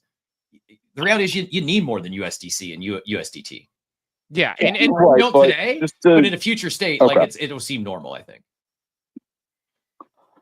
My only thing to caveat that is that if you're going to put out something that is by its own nature geographically restricted, right? Like an entity that only covers one state in one country out of the entire world, like your perks that you offer for that are going to need to be good. Is that true? To get me do we know it's going to be geographically restricted? I didn't see that. I don't think anything's no, but like why would I pick something that is based on like a one small entity that's only in one place versus I don't think they're building it for token you. like US. They're probably building it for their own residents. Why would their own residents pick it? Oh, because I live here. I'm supporting my state. Like I get these benefits. Like I don't think everything is meant for all. I think we're entering the world of very niche, specific tokens that will be used within ecosystems. They should be interoperability. And could you hold Wisconsin or Wyoming stablecoin? Sure. But I don't think they're building it. They could give benefits to anybody for holding it because it isn't geo restricted. So like Wyoming could be like, we have a stable coin, and so there's a world where I have, oh man, I'm getting better yield on. There's a weird world where we're watching like fast money on friggin' CNBC, and someone's like, Wyoming stablecoin yield way up and Ohio stablecoin yield way down. So I'm gonna switch my stable over to Wyoming, and but again, when you're visiting there, why? Because maybe there's a discount on local, local retailers when you're there. And so and it costs you cents to make the switch. So you make the switch because you're getting a better deal. If I'm getting 5% off at I'm making it up, but if I'm getting 5% off at a restaurant in Wyoming because I'm using Wyoming stablecoin and I have a Florida stablecoin, then I'm just going to swap a few $100 there when I go to visit it. And I'm going to use it as like a native currency of the state. And then it's like each state has a native currency that's pegged to the US dollar, but has other benefits when you go in. It's programmable software, just like everything else in crypto, and it makes a difference. Let's do this. Let's go to Drew. We'll get Drew's take probably on the wallet security Rabby thing, and then we can do daily market update, and then we could flip over and do other combos and such. But Drew, get in here. Yeah, GM. Yeah, on the stablecoin part, I mean, totally makes sense for the local ecosystem. Like, I think it's New York, where if you're from New York, you go to college anywhere, and then you come back and you work a job in New York, they'll cover, I believe it's 20% of your college loans. So I could definitely see a lot of that. And especially with MetaMask or Consensus releasing MetaLend and now their stablecoin, I think we can all see where that's going. But just a quick comment on the wallet security stuff. Just, I hope that everyone knows that if you export your private keys from MetaMask and you're using a ledger or anything like that and then import it to Rabby, you essentially just ruined your hardware wallet or ledger. So definitely make sure that if you're using a ledger, which I hope everyone is, especially if you have valuables in there, shouldn't be using a hot wallet, use the connect a hardware. Do not export and import because that totally defeats the purpose of a hardware wallet. Good to know. Appreciate that. And yeah, this is part of like my hesitancy to do anything, switching wallets and private keys. I don't know. I just would rather err on the side of caution, but it's gotten to the point where it's borderline unusable. So I'm gonna make those moves. Right. If it's unusable, yeah, if you need help with it, just shoot me a message. More than happy to help anyone. Appreciate it. Yeah, because it's one of those things where it's like it's hard to use now, so it's getting me to that point, similar to UCAP. But people are like, "Wait, why did you get drained?" Because the wallet was hard. Like I don't want that. I don't want that on my conscience. I know we're going market update here in a second. I got two quick digressions. One, if I do pull off this RV someday, maybe the first place I'm heading is to Diablito's ranch. This is badass. Dude's out there. I don't know if he's on his RV or his ATV or his horse, but just chilling with wild eagles. Like just incredible. I can't remember if Diablito's like Big Sky Country or I think he's Canadian, if I'm not mistaken, but can't remember exactly where he is today. And then buried the lead today, Steve. One of the legends, one of our most loyal listeners, supporters, Web3 legend. Happy birthday, Zane. Joins the Cool Kids Club today. 5 more years and you're in the real Cool Kids Club. But happy birthday. Hope you have an awesome day, awesome weekend. Yeah, happy birthday to our man Zane. One of my favorites. One of my favorites we got in this space. He's hilarious, has a great story, does great work, good vibes guy. Honestly, like, there's certain people that my sense of humor just absolutely aligns with. Like, we're like, some people might not get the joke, but others get the joke. I get the joke with Zane pretty much every single time. Like, it's like the joke is the joke that me, my brother, kind of our style of humor. So love that. Love to see it. Should we slam a daily market update? Yep, let's knock it out. The daily market update straight to your brain. Powered by ApeCoin, no hype, just gains. Moving on 8chain, we bringing the heat. NFT spends alpha, never miss a beat. 8chain on top, now we bringing the flex. The home of NFTs, these now what's next? Come on, my head top, but you want the time to chop for one time. It's time for the daily market update, powered by ApeCoin, the home of NFTs. ApeChain has it all, bringing fun, culture, and community to the blockchain. Dive in and see why ApeChain is on top. Some fun ApeChain stuff coming for this crew. If you're listening to Coffee with Captain starting next week, so you're going to want to tune in Monday. And also, you see at the bottom, subscribe to our newsletter, coffeewithcaptain.com. That's going to matter too. So if you are not subscribed to the newsletter, recommend you subscribe to the newsletter because you're not going to miss next Fridays. You're not going to want to miss next Friday. Definitely open today's and read through today's, but next Friday you're not going to want to miss it. Yeah, so you're going to want to be on that. But Cap, give us some flat market choppy updates. Yeah, we're down a little bit. Majors down slightly. It's like one small, like 1% dips on most things. Bitcoin down 1% to 112, 269. ETH holding flat, leading the way once again. You love to see it. 42.45. XRP down 3% to 282. Solana down 3% to 178. Doge down 2%. Cardano down 4%. Runes are just bleeding out across the board. Doge down 2%, as I said. Sheep down 2%. Pepe down 4%.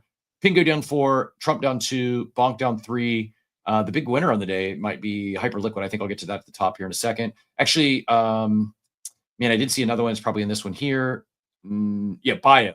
I don't know what Hubi is, but Bio, $400 million market cap. This could be worth paying attention to. It's DeSci, I believe, and I some big names involved, and I think they're in the works of launching like a DeSci launch pad of sorts. So instead of meme coin launch pads, like working and supporting those that are playing around in the decentralized finance world.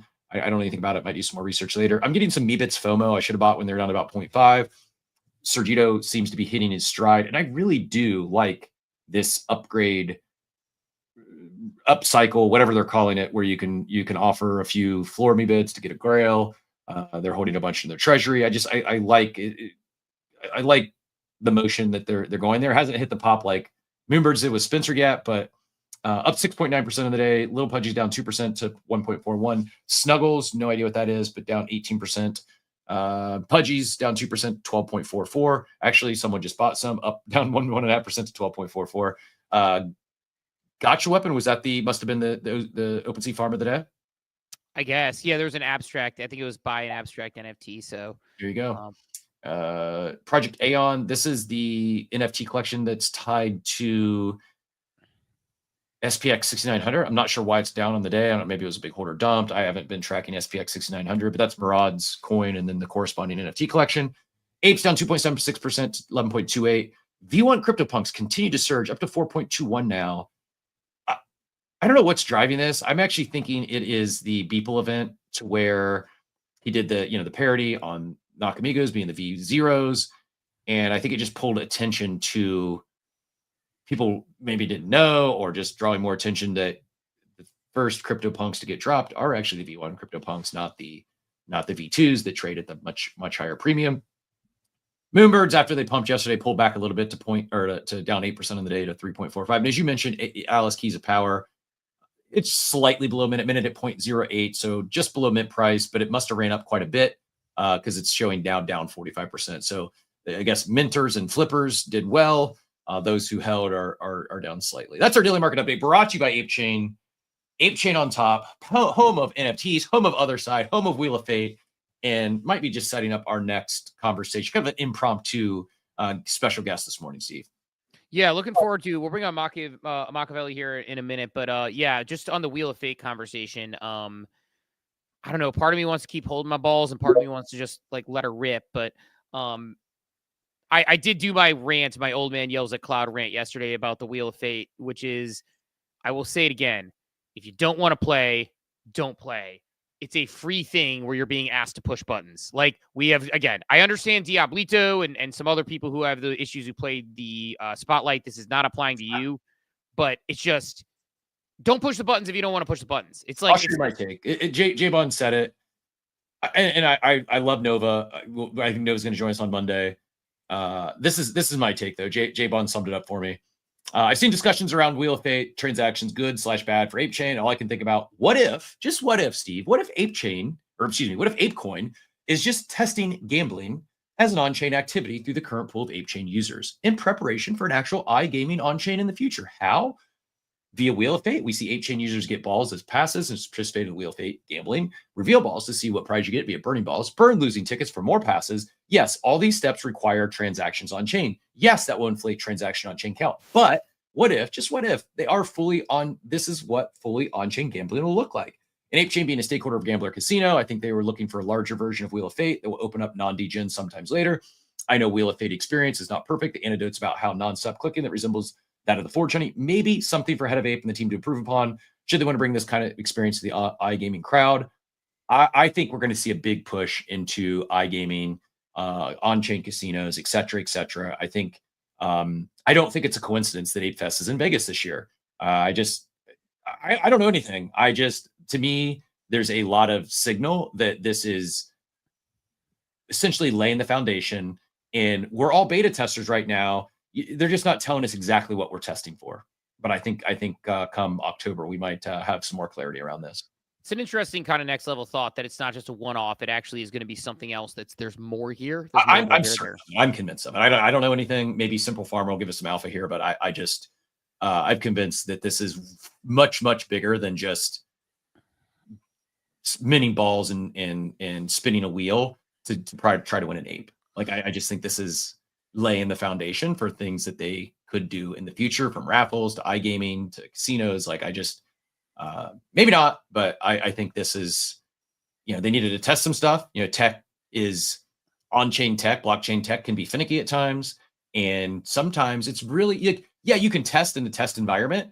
It's really challenging to test for load and volume, and how can you get, thousands of testers generating hundreds of transactions daily? Do something like this. So if it's not for you, they're not telling anyone you have to do this. But I don't think I think there's a lot more than meets the eye here. I think there's things below the surface that we're just not privy to yet, and that's fine. Or if you don't want to do it, then don't. Don't try to win the ape. Well, and I would say this, this is all it is, and we never hear of Wheel of Fate again. Or if we never see this mechanic again, then I think there's more merit to Diablito and Nova and others that are frustrated with thinking this is dumb shit. I think there's a lot more here. I still think Diablito has merit. I think just the complaining about people saying dumb shit, I disagree again on that, but that's again a whole other discussion we need to revisit. But I agree. I mean, I think the concept of blockchain tech being iterative is something that people forget, where it's OpenSea looked like a 1996 GeoCities website in 2020 and 2021. Now it's this beautiful platform. It's the tech iterates. we had the first. Remember when we bought merchant ApeCoin after the ApeCoin drop, and it was like everyone's like, "Oh my god, bought the merchant ApeCoin!" Like, but it was like certain things didn't work. There's still a blanket that I will never have from Bored Ape Yacht Club that I always wanted. The Bored Ape Yacht Club skull blanket that I tried to get that I didn't get and didn't work. And it's like, but guess what? Like the tech was clunky, but then within months, or maybe it was a year, I don't even remember the exact time frame. Time's a flat circle in crypto. We were playing Dookie Dash and getting boosts in one click from ApeCoin in the game. Like tech's iterative. You work on how to work it into things. You get better. And this is like, it's sort of like when people say that, it's like, this is the worst the tech's ever going to be because it's only going to get better from here. It's only going to go up unless you're MetaMask and give an update. Then the tech does get worse. But like, this is the worst the tech is ever going to be. Just embrace it and do it or don't. Participate or don't. But like, you have a choice to participate in the experience or not. So I don't know. I'm going to keep clicking. I'm going to keep going. I'm going to win that ape. And then I'm going to laugh at all the people who said that I wasted my time being like, oh, did I spend a couple of hours, but I won an ape? There you go. So in any case, Cap, but I'll let you go ahead and you can bring up our special guest and we can, our impromptu special guest. And again, maybe I'll do a Wheel of Fate draw live in a minute here. I don't know yet, but go ahead, Cap. Yeah, no, I actually not 100% certain what we're going to talk about. I have a good idea, but excited to long-time listener, first-time caller here. We're going to bring Machiavelli onto the stage and talk a little bit more about the other side happenings and what might be going down this weekend, I believe, related to other games. Is that right? Yes, sir. Can you hear me loud and clear? Loud and clear and in the undeniable voice that is Machiavelli. GM, sir. Good to have you. Yo, GM. Thank you for having me on. Am I the first ape to wear an ape on the Coffee with Captain stream? I don't think so. Maybe. I feel like we've had a couple, but I can't recall exactly who. But I know we've had a couple. Might be on stream. I don't know because it's. I mean, streaming's relatively new in the last. One this handsome though. One this handsome. First mutant is handsome for sure. No offense to our friend Drew Grit, but yeah, first handsome mutant, undoubtedly. Yo, thank you so much for having me on, gentlemen.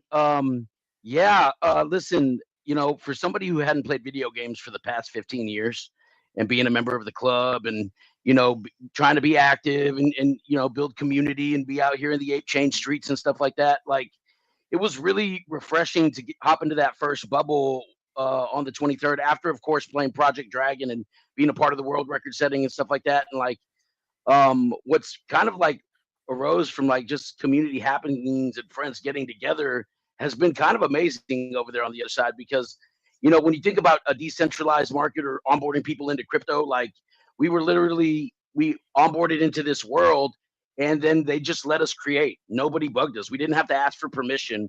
We didn't have to do any of those things.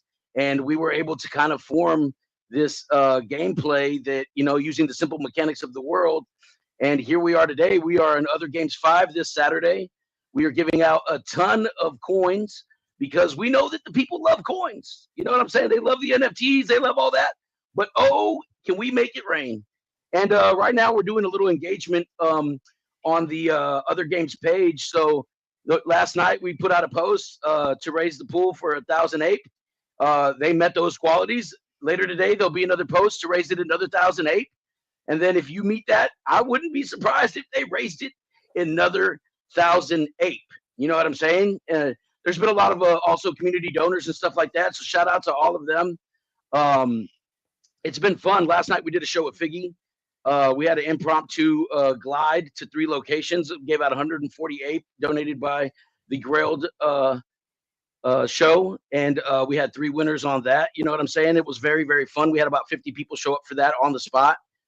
So what we're really trying to do is we've kind of built our first 100 over there with Other Games on the other side, but we're trying to grow and have that first 1,000 creators, supporters, community members who are active and attractive on the other side. And it really has become its own little economy, whether we're passing around blunts or ape coin or dong socks or any G's on ape. You know what I'm saying? Like it's very, very awesome. Yo, shout out to Grateful too. I see that right there you're showing. I got to co-host a show with him the other day, and it was pretty amazing. Just like having him do his first situation, mint his first thing, mint his first badge on Other Page, which, I want to say something about that too.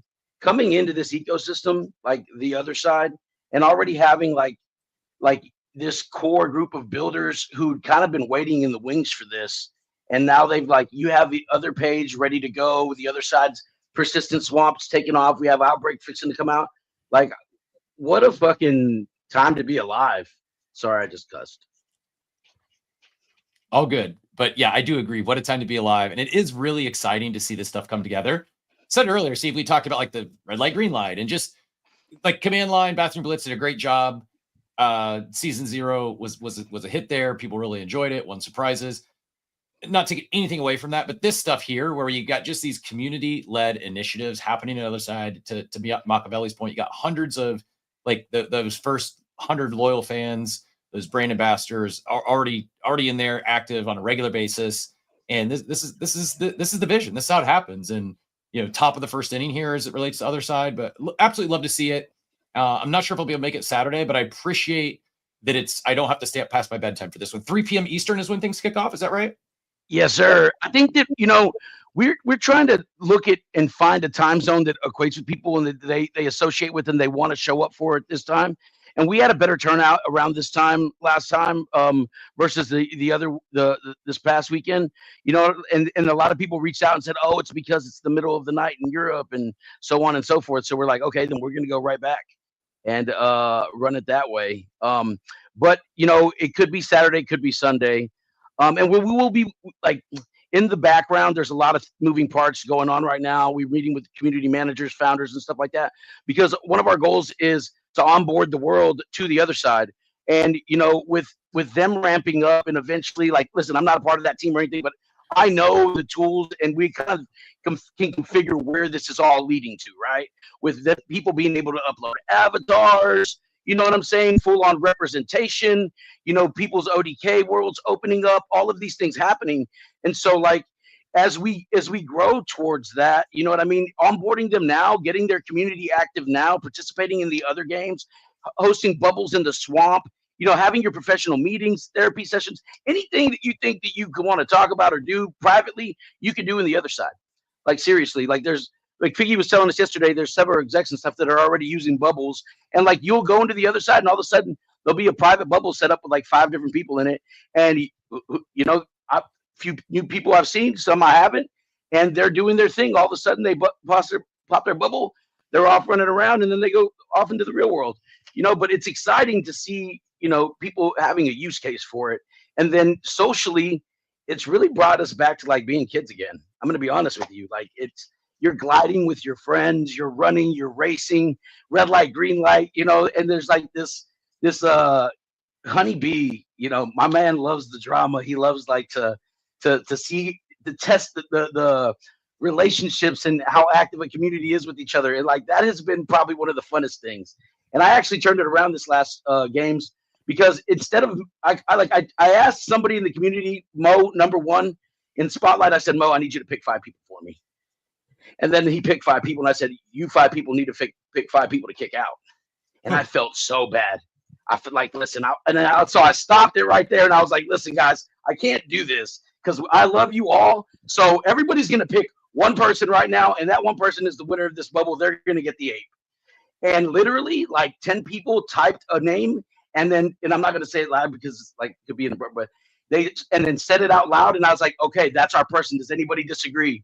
And they're like, nope. And then all of a sudden we were off to the next challenge. You know what I'm saying? It was like, so there's like this sense of community and, active people that have just made this a wonderful place to be a part of. Love to hear. It is good. It is. And to your point, like about the amount of builders, the people working on there, I mean, there is so much to be done on there. I need to get in more. It's just, I don't know. For me, there's like time constraints at times of trying to do it, but it's like the more activities like this that are spun up, like this is how the club grows. This is how people are able to connect and grow in their own way and do some fun activities. And like things like the gliding contest, like that's what matters. You talk about feeling like a kid again. Like I talked about like, the games I play with my brother online. Like the reason my brother and I play video games is we've been playing video games since he was 4 and I was 9, right? It's like, 30 plus years later or 40, 20 plus years later, like we still do it. And it's like our time to like I have a picture of my brother and I on like an old school, like, TV playing video games when because he's 6.5 years younger than me. And it's like, this is like, that's what it's about, doing that with your friends. And I'm glad that you're doing this. And I'll tell you why I'm also glad you're doing this. First person shooters, I really like, and I do pretty well on Xbox, on PlayStation. I've never been good at the Otherside first person shooter game. I've never been the one who's like cooking on there, doing well. I'm not good with the mouse. I have a wireless mouse. Apparently you need a wired mouse. The keyboard, I have a wireless keyboard. Apparently you need a wired keyboard. I can't get my controller. I like my controller to connect. Even when I do it lags a little bit. I don't know if Cap just lagged out or I just lagged out. Do I still have you? Yeah, I see. I'm right here. Okay. I think we just lost Cap. So question about whether the space is going to rug, because we just lagged Cap out of this, which tells me his internet's probably down. So hopefully there's some redundancy going on the phone. So hopefully the people in the spaces still active, didn't get any warning. Spaces are not able to hear us though, because it goes through Cap's soundboard. So I'm going to go ahead and try to like whip in my, so for spaces people. Yeah, I hear you. Yeah, I hear you over there. Now we got spaces people. So for spaces people who lost a second ago, Cap just lagged off I think he lost power or something. Sorry, my back. All right. My back. All right, now we're coming through. Now we're Now back. we're good. We have Storm here. My internet flickered off. Okay, cool. What I was gonna say, cool. All right, back. We were ready to ride. I was like, all right, like I was coming as fast as I could, fired up the mobile hotspot, but it cycled back on before I could even. Yeah, I was gonna say like, and meanwhile, I just got the spaces on. Body wasn't even cold yet. I just kicked in, and I'm like, all right, I need to figure this thing out. What I do like though about what you're doing, Machiavelli, is that as I mentioned, what I was saying is like, I like there being more options. And my very first thing, I think one of the early feedbacks I gave on the first trip or second trip was there needs to be other games. There needs to be other things you can do.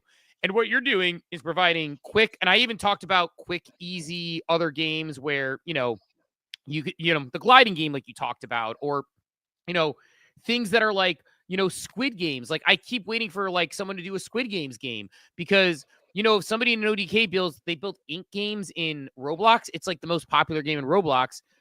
Squid Games, like that sort of thing, parkour type games. Like the more those games get built, the more likely I am to, because I can be like, hey, I can log on, I can find a game, I can play a quick one. That's what my kids do in Roblox. That's what I would do on Otherside. But I'm with you. To have Bitcoin, other thing on there is huge. So what you're doing, I think, is leading the way. And to the testament, Timmy G Spot, one of the co-founders of the other games and stuff, like this is really one of his brainchilds, because he's got the Evel Knievel suit, and he's like gliding was his thing, and so it was like it was kind of birthed from that.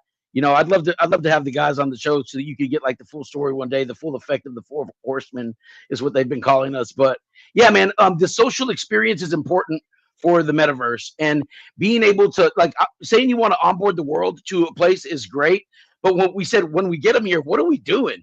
Like, we're going to send them to bathroom blitz. They're going to lose or get killed by dino pawns 30 times. And then they're coming right back to the swamp to see what we're doing.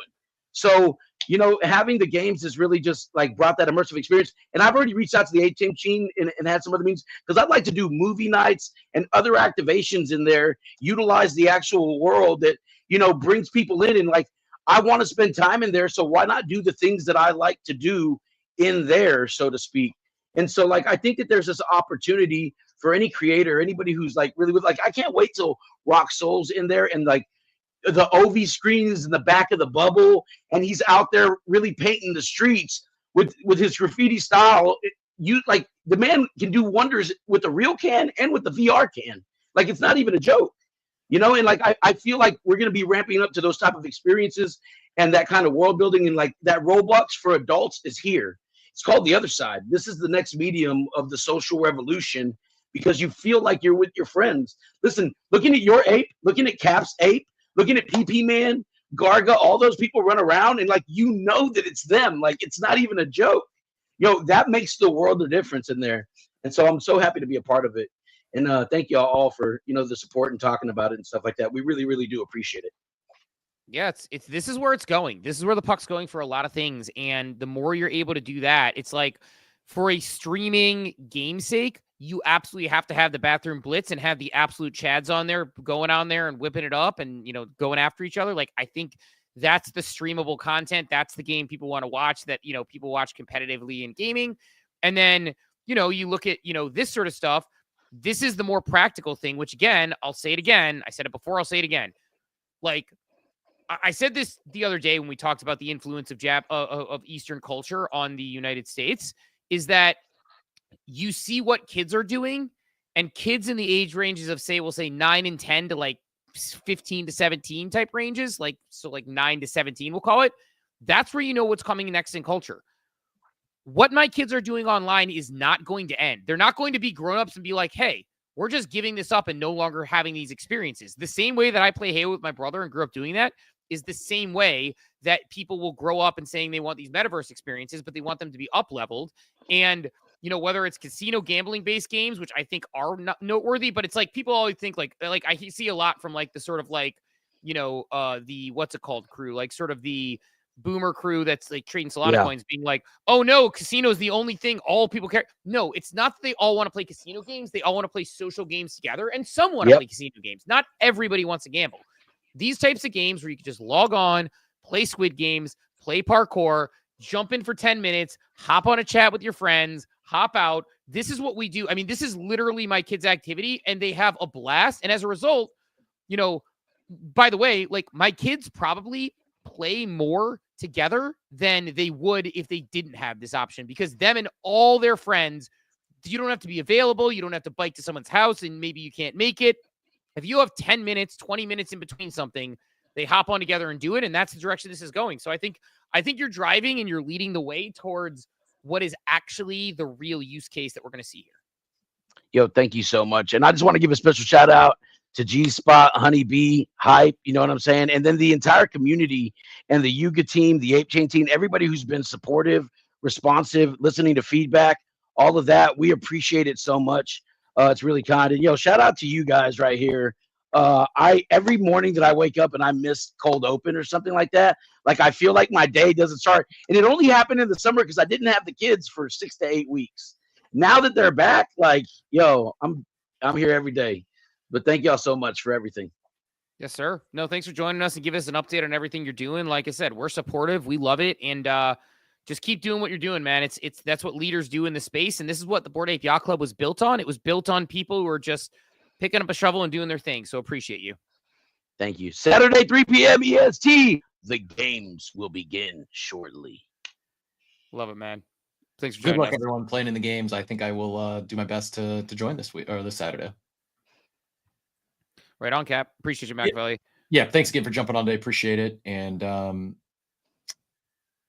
some comments like we'd love to get coffee with Captain. Simulcasting in. Yeah, have a good one, man. Good luck and happy belated birthday too, as well. In addition to Zane. Hey, thank you so much. Me and PP Man got the same birthday. Who'd have thought? Ooh, yeah. Oh yeah, what do you know? Me too. Me too. Me and PP Man have the same birthday. So do you and PP Man, Cap. It's crazy. We all do.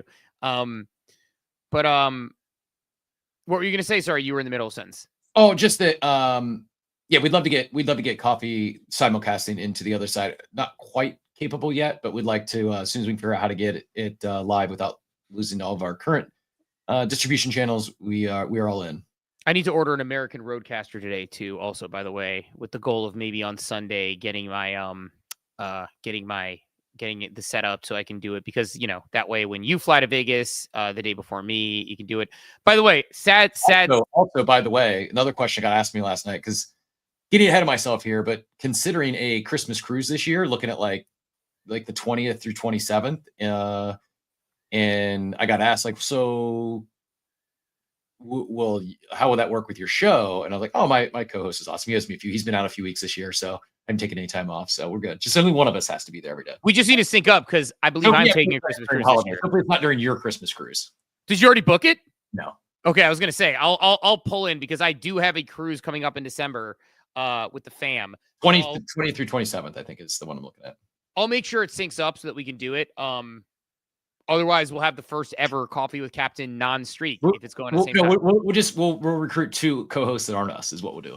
We're not going to break. Yeah, that's true. We could recruit 2 people to just hand the keys to for the time being, for the overlap that it's not there. Because I'd have to look, because unfortunately, if cruise internet were better, we'd do it from the cruise. It's just cruise internet is spotty at best. I had a Google Meet yesterday with someone on a cruise, and it was perfect. I've had it go right. I've had it go wrong. So it's like I know when I've tried to do meetings before, it hasn't. Like I tried to join Coffee with Captain internet in my own home crashed out on me just a few minutes ago. So maybe this is our sign that let's just take the road on the show and in the open seas.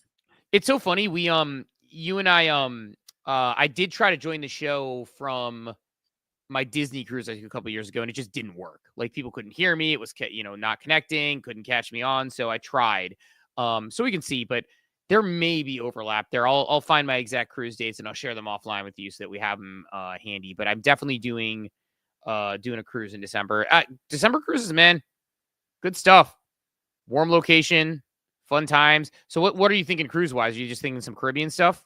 Yeah, actually would fly down to I think San Juan and leave. It's a Virgin, like their.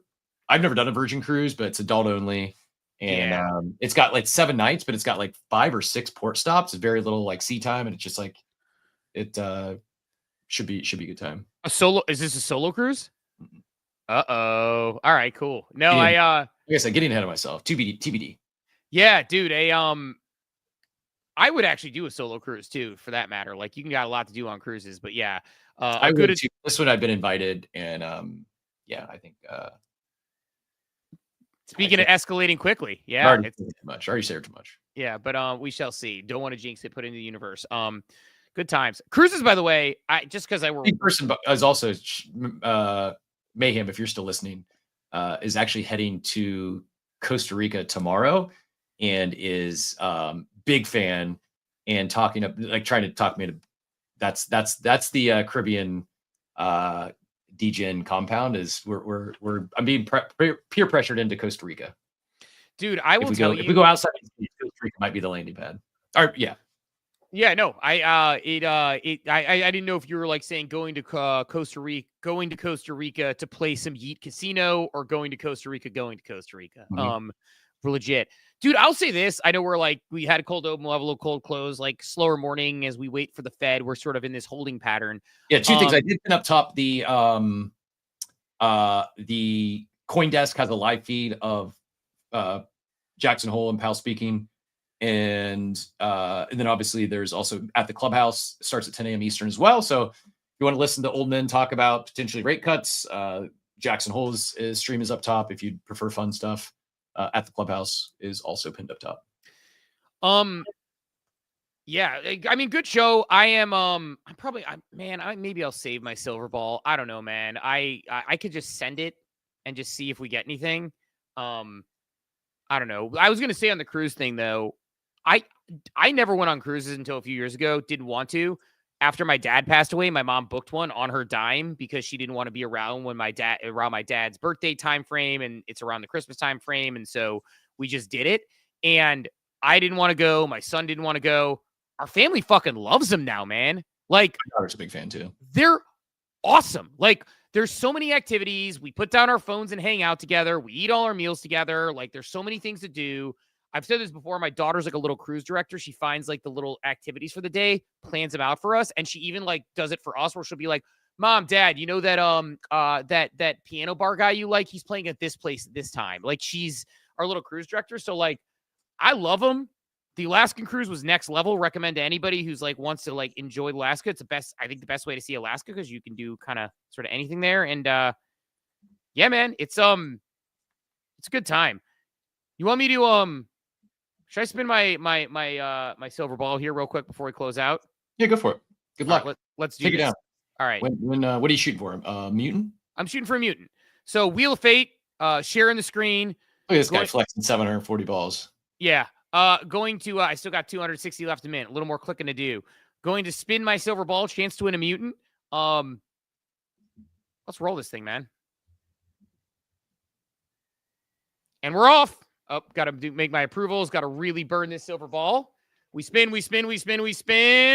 No prize. Wow. There we go. All right. Well, we'll burn that ticket and get an entry into something else. But was feeling it this morning. Did a little bit of a heat check, but of course that did not go quite as planned. So still got more balls to mint today. I'll just plan to win an ape with my or I'll win 100 no prizes, and I'll burn them all to the ground. Doesn't matter. Cap, any other party thoughts before we let everyone get out of here?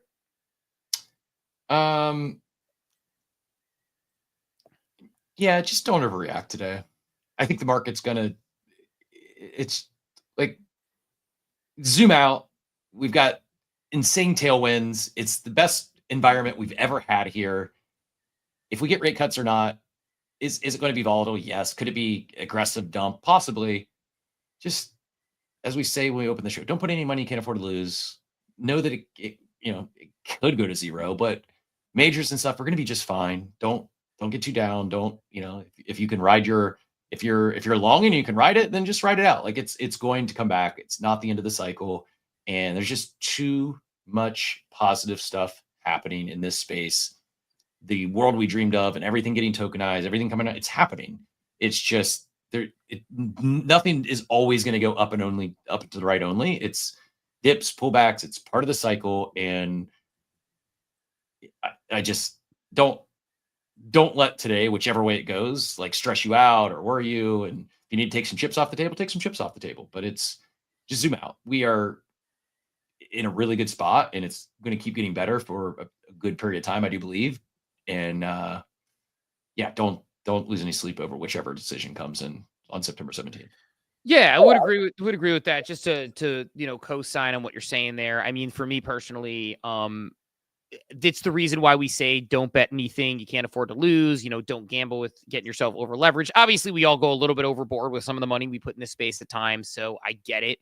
But don't put yourself in a bad spot like that, and because that's when it's like, you're like, oh my, if you get to the point where you're like, I need the market to go up today, then you've gotten yourself in a bad spot and you don't want to be there. So just don't let yourself get there. Do your best. And in the meantime, keep watching the charts, keep watching what's happening, and realize, again, as Cap said, and I said, we have never had more momentum than before. Like this is so different than previous cycles and previous years where, the momentum was like, oh my God, maybe people will buy NFTs. Maybe normies will come in and figure out how to put a, 24-word seed phrase into something and then braid it down and have their own self-custody. And if you lose, it's gone. It is in people's 401ks. Institutions are buying. People on traditional media are talking about it. It is a topic of conversation.